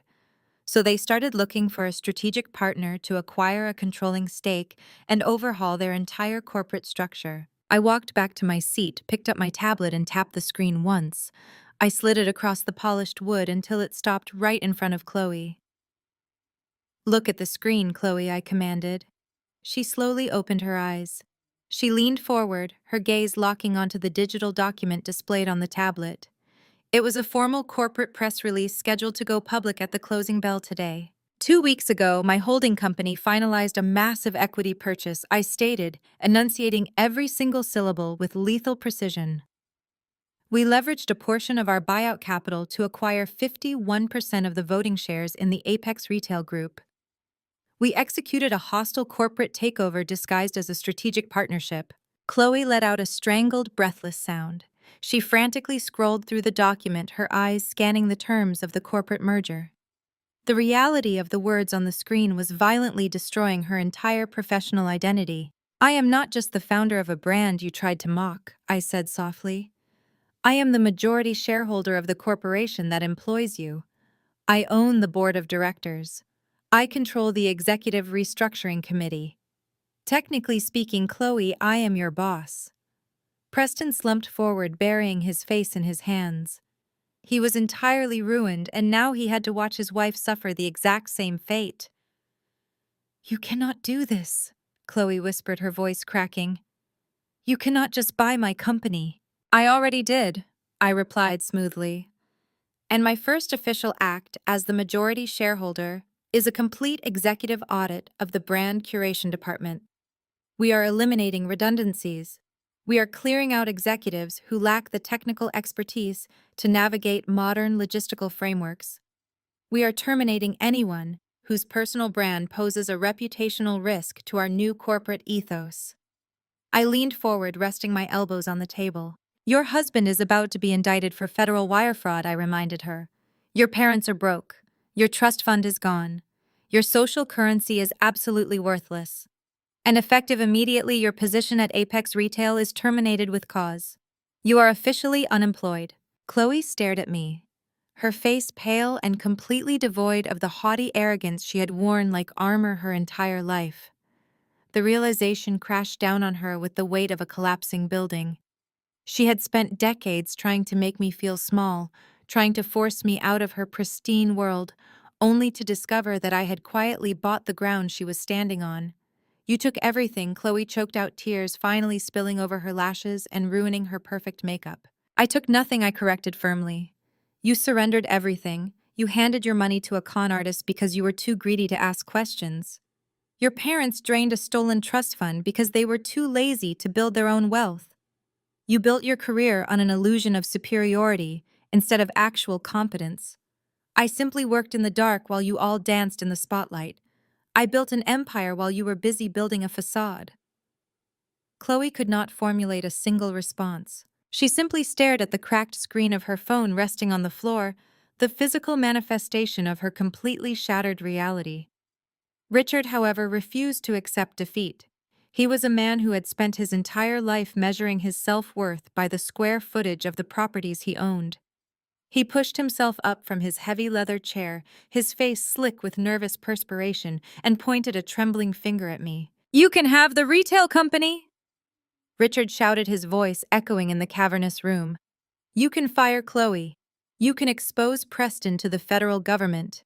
But you cannot touch me. You are completely forgetting the foundation of this family's wealth. I still hold the physical deeds to Theodore's entire commercial real estate portfolio. I own the high-rises downtown. I own the suburban shopping centers. I own this very estate. Preston's criminal incompetence might wipe out his hedge fund, but my real estate empire is fully insulated from his margin calls. I will simply liquidate a few minor assets, hire a new legal team, and bury you in civil litigation for the next decade. I looked at him, feeling a deep, profound sense of pity mixed with absolute satisfaction. He was clinging to a sinking ship, utterly blind to the water rushing in around his ankles. You are not listening, Richard, I said, my voice cutting through his bluster with icy precision. I just told you exactly how Preston tried to save his failing hedge fund. He needed $30 million in liquid cash to cover his catastrophic overseas losses, and he needed it immediately. Richard puffed out his chest, attempting to project confidence. Yes, and I provided him with a short-term loan. A loan backed by the equity in my commercial properties. It was a standard business transaction between family members. It was not a loan, I corrected gently.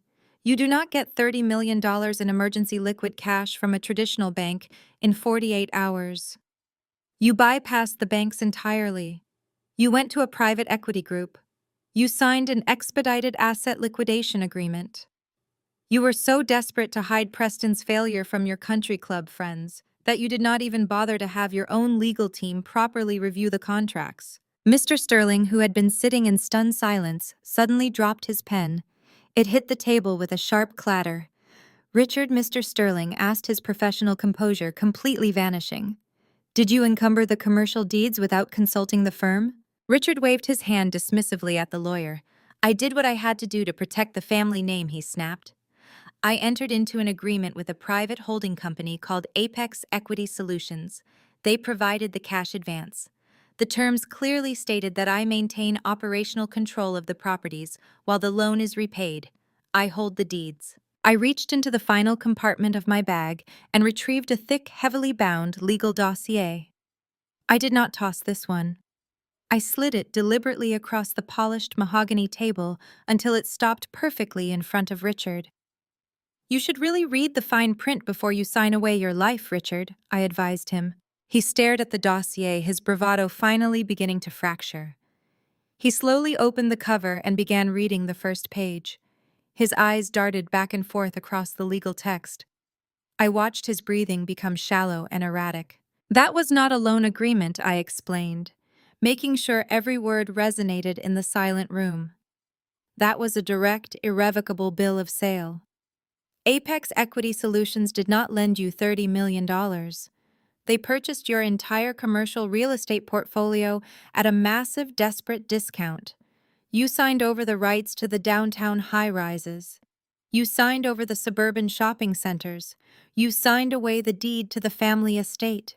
You sold your entire empire to cover a margin call for a fraudulent hedge fund that collapsed anyway. That is impossible, Richard gasped, his hands shaking so violently that the pages rustled audibly. The broker assured me this was a temporary transfer of collateral. They said the holding company was a silent partner. They are a silent partner, I agreed. But they are not your partner. Richard looked up from the contract. The realization was slowly dawning on him, a terrifying truth that he was desperately trying to reject. Who owns Apex Equity Solutions? He whispered, his voice completely devoid of its former power. I leaned forward, resting my forearms on the table. I do, I stated simply. The words landed like a physical blow. Richard physically recoiled, collapsing back into his chair as if his legs could no longer support his weight. I am the sole proprietor of Apex Equity Solutions. I continued, my voice steady and unforgiving. When Preston panicked and came begging you for cash, I knew exactly what you would do. I knew you would risk everything to maintain your image. So I instructed my legal team to establish an anonymous limited liability company and approach you with a buyout offer you were too desperate to refuse. You sold me your entire legacy for $30 million of my own corporate capital. Eleanor let out a sharp, breathless gasp. She looked from me to Richard, eyes wide with terror. Richard, she pleaded, tell me she is lying. Tell me we still own the house. Tell me we have something left. Richard could not even formulate an answer for her. He just kept staring at the signature line on the contract, staring at his own handwriting that had signed away his entire existence. You do not own the house, Eleanor, I clarified for her. You do not own the high-rises. You do not own the shopping centers. You do not own the building we are currently sitting in. I am now your legal landlord. I hold all the physical deeds. Eleanor began to weep. It was a pathetic gasping sound that echoed off the glass walls. Richard slumped sideways in his heavy leather chair, his hands trembling as he stared blindly at the thick contract that had just erased his entire legacy. Chloe sat perfectly still, her tear-streaked face frozen in a mask of absolute devastation. Preston looked at his in-laws. He looked at his wife. Then he finally looked at me. The realization of what had just transpired fully penetrated his thick skull. He was not just bankrupt, he was the architect of his own family's total annihilation. He had handed me the very weapon I needed to destroy them all. But men like Preston do not accept defeat gracefully. They do not possess the capacity for self-reflection or accountability. When they are cornered, their entitlement rapidly mutates into feral, violent rage. His bloodshot eyes locked onto the sleek silver laptop resting on the table directly in front of me. He knew it contained the digital trails, the holding company access codes, the unredacted audit files, and the direct links to the federal investigators who were actively dismantling his fraudulent hedge fund. You set up this entire trap, Preston hissed, his voice dropping to a guttural growl. His face twisted into a mask of pure, unadulterated hatred.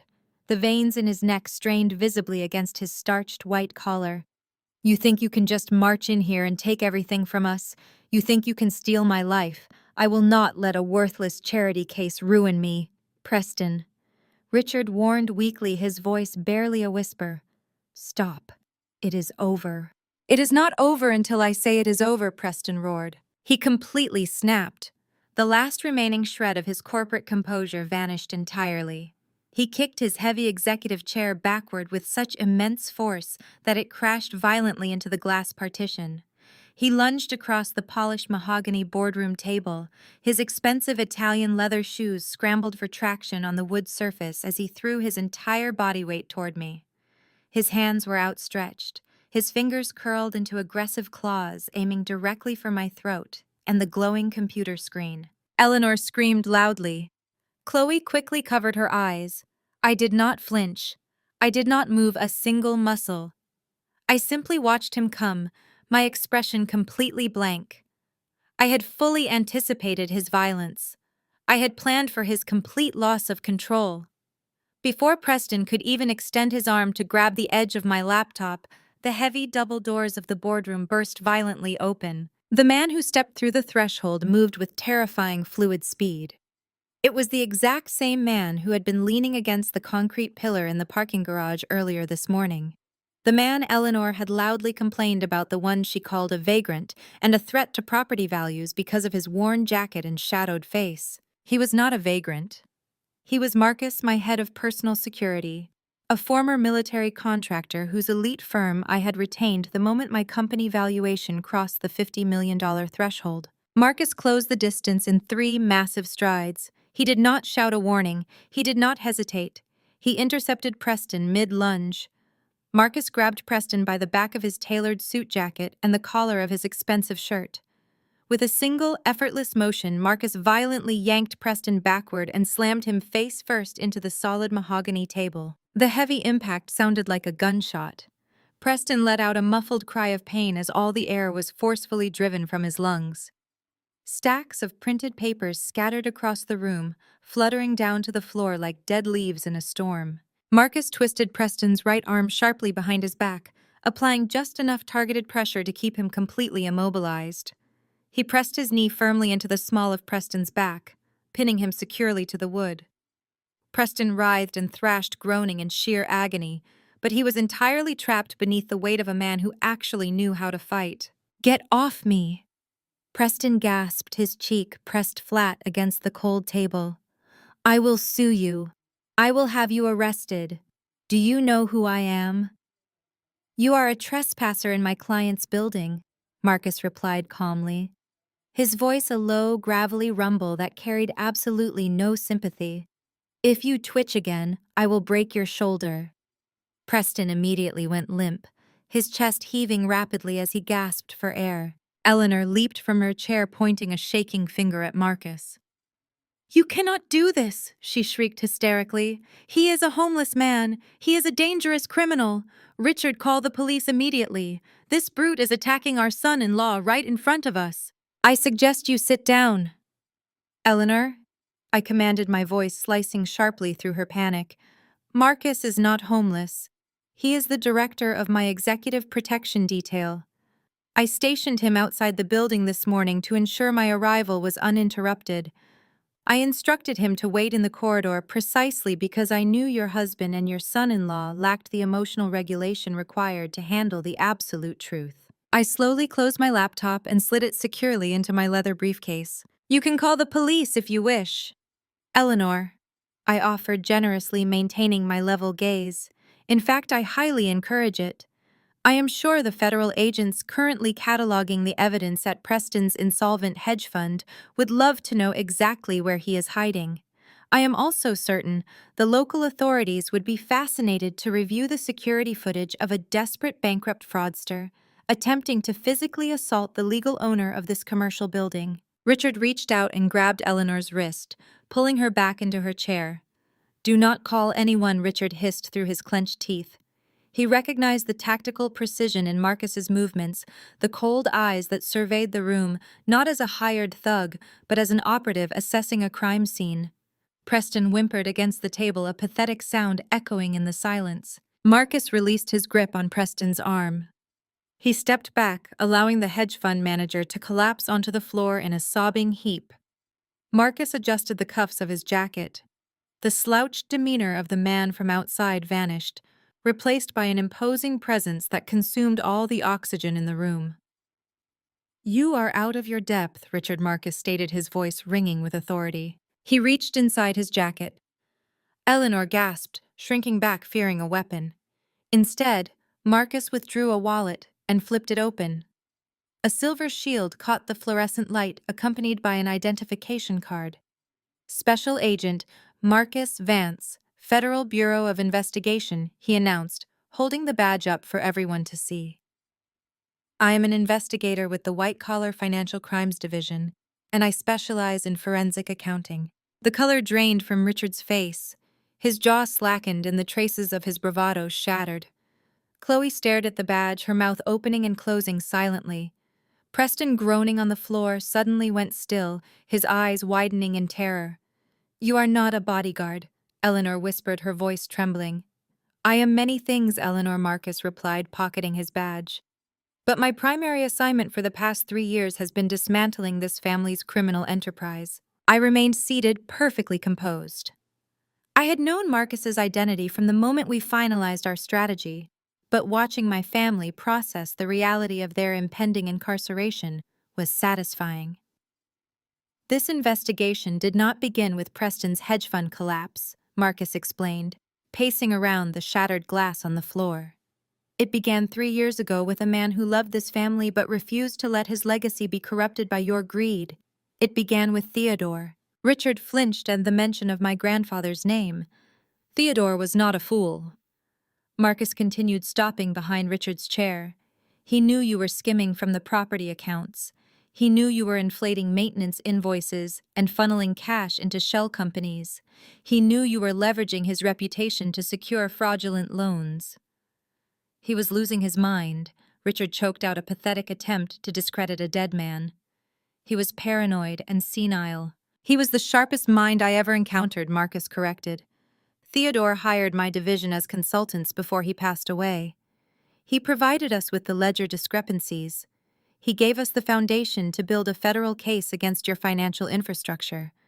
When he realized his illness was terminal, he made me promise to protect the only person in this family who had integrity.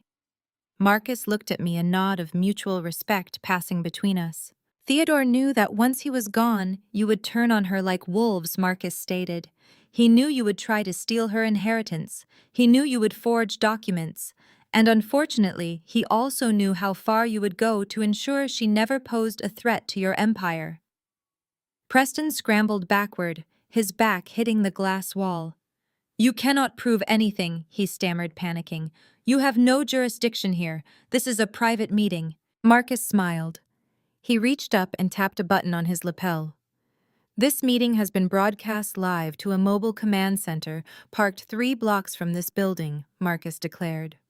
"Every word spoken in this room today has been recorded on federal servers. Every threat, every admission of manipulation, every attempt to cover up your crimes." Chloe let out a cry, burying her face in her hands. Eleanor stared straight ahead, catatonic. Marcus summarized, ticking the items off on his fingers. "You have confessed to wire fraud. You have confessed to the forgery of Theodore's signature on real estate transfers. You have admitted to embezzling millions from investors. You have documented your money laundering schemes. But worst of all, Preston, you confessed to something far more severe." Preston shook his head frantically. "I did not say anything," he pleaded. "I wanted my money back." "We retrieved the burner phones you threw into the river," Preston, Marcus said. "We recovered the text messages you sent to the contractors you hired to tamper with her brake lines. We intercepted the wire transfers you initiated from your Cayman accounts to pay for the hit." Eleanor shrieked loudly. She stared at her son-in-law with revulsion. "You just admitted to conspiracy to commit murder," Marcus said. "You planned to kill her to stop the audit. You thought eliminating her would bury your crimes forever." Richard clutched his chest, his breathing becoming very loud and raspy. "You set us up!" he wheezed, his face turning crimson. "You brought us here to destroy us." "I simply handed you the rope, Richard," I replied softly, leaning forward. "You are the ones who tied the noose and placed it around your own necks. Your greed was a disease. Your arrogance blinded you to the reality that someone else might be holding all the cards." Marcus pulled a radio from his belt. "Command, this is Special Agent Vance. Target is secured, breach the building. The game is over." I sat back in my chair perfectly still as the heavy doors swung open and the agent stormed into the room. I watched without a single ounce of pity as they pulled Richard from his chair. I sat and watched as they dragged a sobbing, hysterical Preston up from the cold tile floor. I watched as Chloe and Eleanor were read their rights, their pristine reputations instantly reduced to federal inmate numbers. They had spent decades treating me like dirt beneath their shoes, and now they were leaving this building in chains. But before the federal agents could march them through the polished glass doors and out into the harsh reality of the flashing police lights, Marcus raised his hand. The commanding gesture halted the entire room. The agents holding Richard and Preston froze in place. "Wait," Marcus instructed, his voice echoing off the boardroom walls. "Before they are transported to holding, I want them to see exactly what they are facing. I want absolutely no delusions about their chances of survival in court." Marcus stepped past the subdued executives and approached the front of the room. He pulled a small digital drive from his suit pocket and inserted it into the master console beneath the main presentation monitor. The massive screen flickered to life, illuminating the dimming room with a stark, blinding white light. "You thought you were untraceable," Marcus began, tapping a key on the console. "You believed that routing funds through offshore shell corporations and utilizing encrypted communication channels made you invisible." A complex web of financial diagrams appeared on the screen. It was a digital map of greed tracing every stolen dollar from my grandfather Theodore's original estate accounts directly into the personal holding tanks of the people standing before me. "Look at the screen," Richard Marcus commanded. Richard refused to lift his head, his chin resting against his chest in complete defeat, but an agent firmly grasped his shoulder, forcing him to look up. "This is the embezzlement trail," Marcus explained, using a laser pointer to highlight a series of offshore accounts. "We have cataloged exactly $42 million siphoned directly from Theodore's corporate accounts over the past 5 years. We tracked the initial transfers disguised as phantom consulting fees. We followed the money as it moved through dummy corporations in the Cayman Islands, and we watched it land right back into your personal trust funds." Eleanor began to violently shake her head, her perfectly manicured hair now a frantic mess. "That is a lie," she gasped, tears ruining her expensive makeup. "We only took what was rightfully ours. Theodore promised us that money. He promised you a legacy." I corrected her, my voice slicing through her pathetic excuses. "You chose to steal it instead." Marcus tapped another key. The screen transitioned to a new set of documents. These were not abstract financial diagrams, they were raw, undeniable banking records. "Here is the exact breakdown." Marcus continued, his tone clinical and detached. $7 million diverted to Eleanor to cover her mounting gambling debts and country club fees. $12 million to Richard to artificially inflate the value of his failing commercial properties. And the largest slice went to Preston. $23 million injected directly into his fraudulent hedge fund to temporarily cover margin calls before his final catastrophic collapse. Preston squeezed his eyes shut, his breathing shallow and erratic. The federal agents tightened their grip on his arms. He was completely trapped, pinned to the wall, by the overwhelming weight of his own criminal arrogance. "But financial crimes are just the beginning of your indictment," Marcus said, his voice dropping to a lethal whisper. "You did not just steal money. You conspired to eliminate the one person who could expose you." The screen flashed again. This time, a series of text messages and wire transfer receipts filled the display. The dates on the documents aligned perfectly with the events of last month. Chloe finally looked up, her face draining of all remaining color. "Preston," she whispered, her voice trembling with absolute horror. "What did you do?" "I suggest you read the screen, Chloe," I offered, feeling a cold, hard knot of vindication in my chest. "Look at what your husband financed with your stolen money." Marcus highlighted a specific wire transfer. The amount was $50,000. The recipient was a known associate of a local organized crime syndicate, a mechanic with a lengthy criminal record. "On the 12th of October, Marcus stated, pointing to the date on the screen, Preston initiated this wire transfer. 2 hours later, he sent a series of encrypted messages providing the exact make, model, and license plate number of Zuri's personal vehicle. The instructions were explicit. The brake lines were to be severed in a way that mimicked mechanical failure. A collective gasp rippled through the boardroom. Even the federal agents, accustomed to the darkest aspects of human nature, looked at Preston with visible disgust. "You tried to kill me," I said, staring directly into Preston's panicked eyes. "You were losing your grip on the stolen money, so you decided that murder was the most logical business strategy." It was not like that. Preston choked out, his voice cracking into a pathetic sob. "I was desperate. Richard told me we had to stop the audit. Richard said she was going to ruin us all." Richard's head snapped up, his eyes widening in pure panic. "Shut your mouth, you idiot!" Richard screamed, struggling against the agents holding him. "Do not say another word." "It is too late for silence," Richard Marcus replied smoothly. "The mechanic was apprehended 3 days ago. He flipped immediately. He surrendered the burner phone containing your text messages. He provided the bank routing numbers.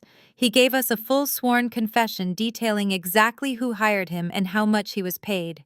The conspiracy charge is ironclad." Eleanor collapsed to her knees, the sheer horror of the revelation completely destroying her fragile reality. Her husband and her son-in-law had not just bankrupted the family. They had actively plotted a murder. The pristine, untouchable image of the Addams family was officially dead and buried. "You are looking at 20 years for the financial fraud alone," Marcus explained, his gaze sweeping across the ruined executives. "The conspiracy to commit murder adds another 25 to life. You will be placed in separate federal holding facilities tonight. Your assets have already been frozen. Your passports have been seized. Your lives as wealthy, privileged elites are permanently over." The silence in the boardroom was absolute, heavy with the weight of shattered illusions. Chloe sat completely frozen, her manicured hands trembling slightly in her lap as the reality of her new unemployment washed over her. But the surrender was not unanimous. From the far end of the long mahogany table, Richard suddenly pushed his chair back. The heavy wooden legs scraped violently against the polished floor, slicing through the quiet tension. He stood up, his face flushed a deep, unhealthy shade of crimson. Sweat beaded across his forehead and gathered in the deep wrinkles around his eyes. He reached into his suit pocket, pulling out a silk handkerchief to furiously dab at his brow, his breathing shallow and rapid. He was a man accustomed to absolute authority, and watching his carefully constructed world dismantle before his eyes was driving him to the brink of a frantic, desperate panic. "You think you have won?" Richard bellowed, his voice echoing off the glass walls of the conference room. He pointed a trembling finger in my direction, struggling to project a confidence he clearly no longer possessed. "You sit there with your digital contracts and your hostile takeovers, acting as if you have conquered this family. But you are forgetting one fundamental truth about generational wealth. It is not built on retail shares or cosmetic brands. It is built on land. It is built on tangible physical assets that cannot be manipulated by some algorithm. You may have humiliated my daughter, and you may have exposed Preston as a fool, but you have not touched me." I watched him closely, my expression completely neutral. "Richard?" I said softly, my voice a stark contrast to his frantic shouting. "You should really sit down before your blood pressure becomes a medical emergency." "I will not sit down," he snarled, slamming his fist onto the table. He leaned forward, his knuckles turning white against the dark wood. "You are a temporary nuisance. His failures are his own. Her career is a minor setback. But the foundation of this great empire remains completely intact. I still hold the physical deeds to the entire family commercial real estate portfolio. Those properties have anchored this family for 4 generations. I own the retail strips in the affluent suburbs. I own the downtown office high-rises. Those assets are worth tens of millions of dollars, generating constant, reliable revenue. They are entirely insulated from hedge fund collapses. With those properties, I have the leverage to rebuild everything Preston lost. I have the capital to bury you in endless civil litigation. You cannot touch the real estate, and therefore you cannot touch me." A sad, knowing smile touched the corners of my mouth. I slowly opened my leather briefcase, the soft click of the brass lock sounding unusually loud in the tense room. "You are clinging to a ghost, Richard," I replied, my tone almost conversational. "You speak of legacy as if you actually protected it. You speak of those properties as if you still control them. But arrogance has a way of blinding you to your own desperate mistakes." I reached inside the briefcase and withdrew a thick legal document bound in a dark blue cover. I set it on the table, resting my hands lightly on top of it. Richard stared at the document, a flicker of genuine uncertainty finally piercing his bluster. He swallowed hard, another bead of sweat tracing a line down his pale cheek. "Let us review recent history," I proposed, tapping my index finger against the blue cover. Last month, Preston received a massive margin call. His fraudulent hedge fund was hemorrhaging money. He needed liquid cash immediately to cover his catastrophic losses. He came to you begging for a bailout, but all your wealth was tied up in those tangible physical assets you just boasted about.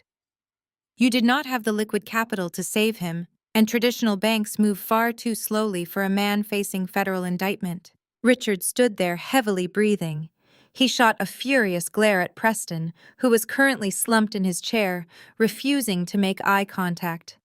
"I secured a private loan." Richard stammered, his voice losing its booming resonance.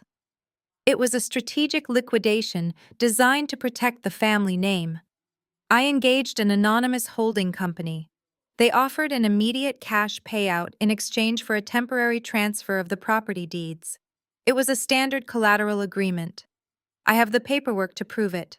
Once the dust settles, I will simply repay the advance, and the properties will be returned to my control." "You did not secure a loan, Richard," I corrected him, sliding the bound document across the smooth surface of the table until it stopped perfectly in front of him.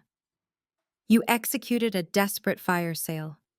You were so blinded by the need to maintain your pristine social image that you did not even bother to have your legal team properly scrutinize the contracts. You bypassed the banks because you needed the money in 48 hours. The anonymous limited liability corporation you dealt with did not offer you a loan. They offered you an irrevocable outright purchase agreement." Richard stared at this document as if it were a venomous snake. His trembling hands hesitated before he finally reached out and flipped open the cover. His eyes darted frantically across the legal text, scanning the paragraphs of the contract he had signed. I watched the remaining color completely drain from his face. His lips parted in a silent gasp as he read the permanent transfer clauses, the explicit waiver of buyback rights, and the absolute forfeiture of the commercial deeds. "This is fraudulent," he whispered, his body shaking. "The broker specifically assured me this was temporary." "They lied to you," I replied. "I am the sole owner of that anonymous corporation. You unwittingly sold those deeds directly to me. I literally own the roof over your head and the offices you operate from." The heavy finality of Marcus's words hung in the sterile boardroom air. Richard sagged in the grip of the federal agents, his face a portrait of utter defeat. Eleanor remained on the floor, her previous hysterical pleas giving way to a stunned, vacant silence. Preston wept softly. But there was one final piece of business to conclude before they were escorted out of my building forever. The mahogany boardroom doors opened one last time.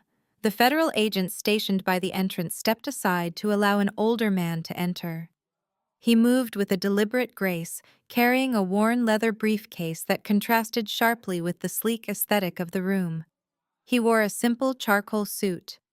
This was Arthur Sterling, my grandfather Theodore's original uncorrupted estate attorney. Richard looked up, his bloodshot eyes widening in disbelief as Arthur walked toward the center of the room. "Arthur," Richard rasped.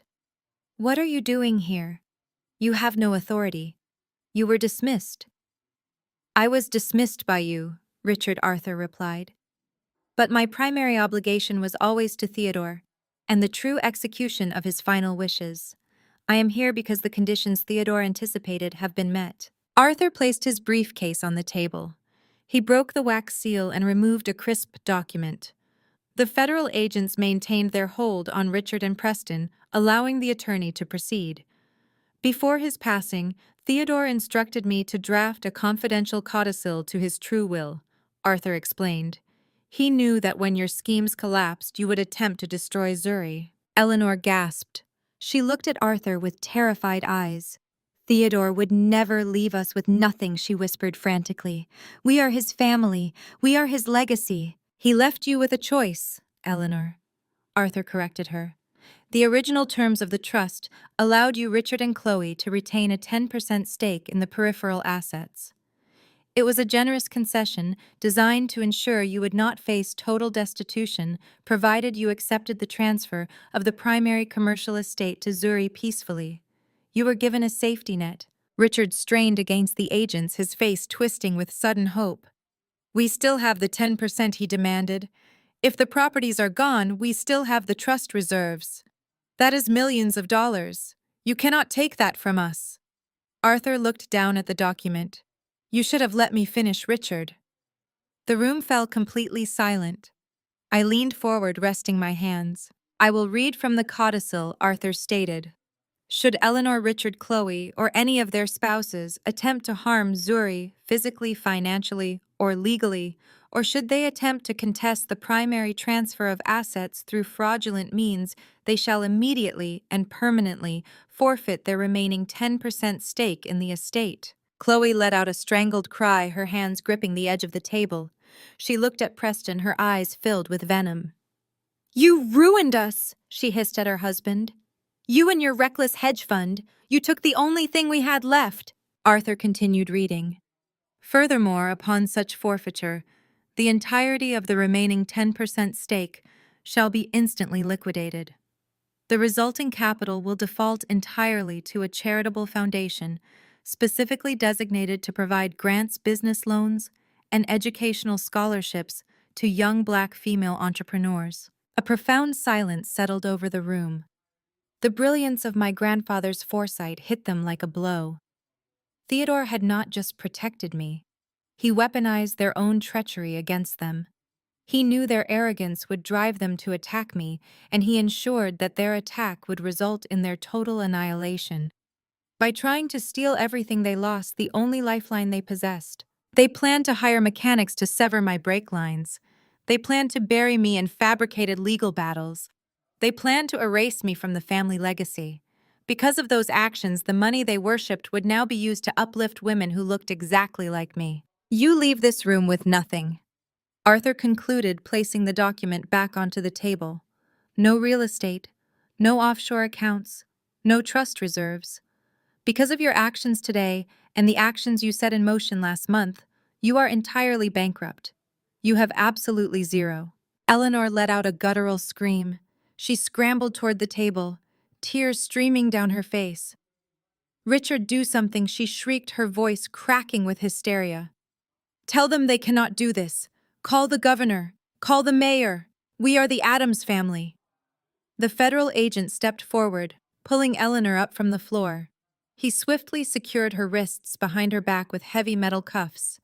The sharp click of the locking mechanism echoed loudly. You are a criminal syndicate, the agent stated flatly, and you have the right to remain silent.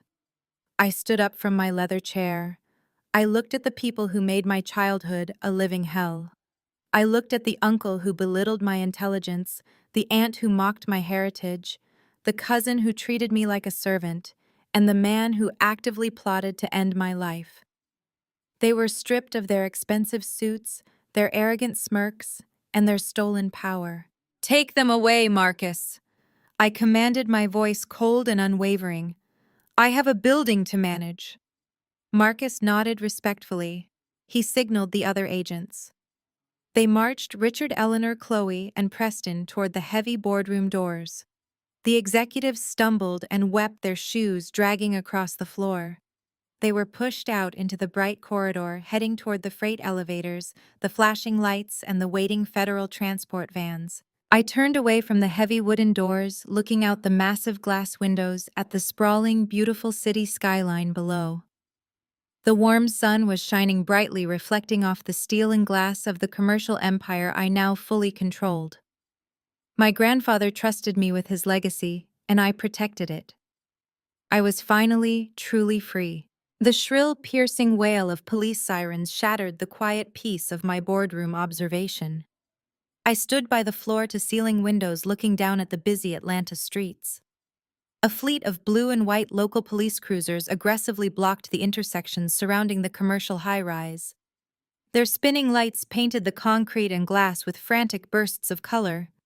While Marcus and his federal agents had secured the building for the financial crimes, the local authorities were arriving to officially execute the state warrants for conspiracy and attempted murder. The net was closing completely. I turned back toward the center of the room just as the heavy mahogany doors swung open again. A squad of uniformed police officers strode purposefully into the boardroom, their heavy boots thudding against the polished wood floors. They moved past Arthur, who was quietly gathering his legal documents, and flanked Marcus. The federal agents had temporarily held Richard, Eleanor, and Preston in the outer executive foyer. Now the local officers dragged them back into the main room to formally process the local warrants. My aunt, uncle, and cousin by marriage looked completely broken. "Richard Adams, you are under arrest for conspiracy to commit murder," the lead uniformed officer announced, his voice booming with unquestionable authority. He grabbed Richard by the shoulder and forcefully spun him around, securing a secondary set of heavy steel cuffs over the zip ties the federal agents had initially applied. Richard did not fight back. He simply stared at the floor, his face drained of all color, his arrogant posture replaced by the hollow slump of a defeated criminal. The great patriarch of the family was nothing more than a common felon. "Eleanor Adams, you are under arrest for conspiracy and accessory to attempted murder," a second officer stated, grabbing my aunt by the arm. Eleanor completely lost whatever tiny shred of dignity she had left. She thrashed against the officer, her expensive designer dress tearing at the shoulder seam. She screamed obscenities, her face twisted into a mask of feral rage, but the officer easily subdued her. He forced her hands behind her back, the metal biting into her wrists. She wept uncontrollably, the black mascara running down her cheeks in thick, dark streaks. Preston was the most pathetic of them all. When the third officer approached him, Preston collapsed onto his knees, actively sobbing and begging for a plea deal before he was even read his Miranda rights. He babbled incoherently about how Richard had forced him to arrange the mechanic offering to testify against his own father-in-law in exchange for leniency. The officer hauled Preston to his feet with a look of absolute disgust. They marched the three of them out of the boardroom for the final time, their wails fading down the corridor. Chloe remained behind. She was not named in the murder conspiracy, but her survival was merely a technicality. She was entirely complicit in the financial ruin, and she was now left completely alone to face the devastating consequences. Chloe sat perfectly still on the pristine white leather sofa, her arms wrapped tightly around her own waist. She looked up at me, her eyes wide with a mixture of terror and overwhelming disbelief. She had spent her entire life coasting on stolen privilege, and now the bottom had completely dropped out of her world. "You took everything," Chloe whispered, her voice barely registering above the hum of the air conditioning. "My husband is going to federal prison. My parents are going to jail. My trust fund is completely gone. I have nothing left. We are completely bankrupt. How am I supposed to survive? How am I supposed to pay my bills? You cannot just leave me here with absolutely zero. You have to give me something. I am your cousin. You owe me at least a fraction of what Theodore left behind. You cannot be this heartless." I walked over to the mahogany table and smoothly closed my laptop. "I did not take your money, Chloe," I replied, my voice steady and completely devoid of emotion. "Your husband gambled it away on toxic hedge fund bets, and your parents forfeited the rest when they tried to kill me. You are bankrupt because of your own greed. Furthermore, I contacted the Human Resources Department at your marketing firm this morning. I provided them with a comprehensive dossier of the funds you embezzled. Your termination is effectively imminent. You are entirely finished." Chloe let out a sharp, agonizing wail. She slid off the white leather sofa and collapsed onto the floor, curling into a tight, trembling ball. She buried her face in the carpet, sobbing hysterically as the reality of her complete destruction finally settled in. I did not offer her a tissue. I did not offer her a single word of comfort. I simply turned my back on her and slid my laptop into my leather briefcase. I snapped the brass lock shut, the sharp clicking sound signaling the absolute end of their reign. Marcus stepped forward as the last of the local police officers exited the suite. He extended his hand. "It has been an absolute pleasure working with you, Zuri Marcus," said, a rare, genuine smile crossing his disciplined features. "You executed this strategy flawlessly. They never stood a chance." I grasped his hand firmly, feeling a profound sense of gratitude for his unwavering protection. "Thank you, Marcus," I replied, "for everything." Arthur gave me a respectful nod, tipping his briefcase in a silent salute to my grandfather, before quietly making his way toward the main exit. I walked out of the building, leaving the sobbing Chloe far behind me. I stepped out into the warm, bright Atlanta sun, taking a deep breath of fresh air. A sleek black luxury car waited patiently at the curb. I climbed into the leather back seat, feeling completely free and totally victorious, ready to expand my empire and build my own magnificent legacy today. The gripping conclusion to the journey of Zuri against her treacherous family members highlights a profound and universally applicable lesson. True security and personal value are forged through independence, and toxic behavior should never be excused simply because it comes from family. Throughout the narrative, the antagonist relied on manipulation, entitlement, and a false sense of superiority rooted in unearned wealth. They believed their familial status granted them the right to treat Zuri with absolute contempt and even orchestrate her physical downfall. However, their ultimate bankruptcy and public arrest prove that arrogance and greed are always a fragile foundation. The victory was not born from stooping to their level of deceit, but rather from maintaining integrity, quietly building up strength, and trusting the legal and ethical safeguards her grandfather Theodore had wisely established. When the truth finally emerged, she did not need to scream or negotiate. Her meticulous preparation and undeniable competence spoke for themselves. She allowed their own malicious choices to trigger their inevitable ruin. This story teaches us that we cannot control the toxicity or jealousy of those around us, even if they share our bloodline. What we can control is our response. By choosing to step away from the cycle of emotional abuse and focusing entirely on our own growth, we completely dismantle the power abusers hold over us. Her final walk into the warm sun symbolizes the ultimate liberation that comes from cutting ties with those who seek to destroy you. We must recognize our intrinsic value and firmly refuse to be diminished by others.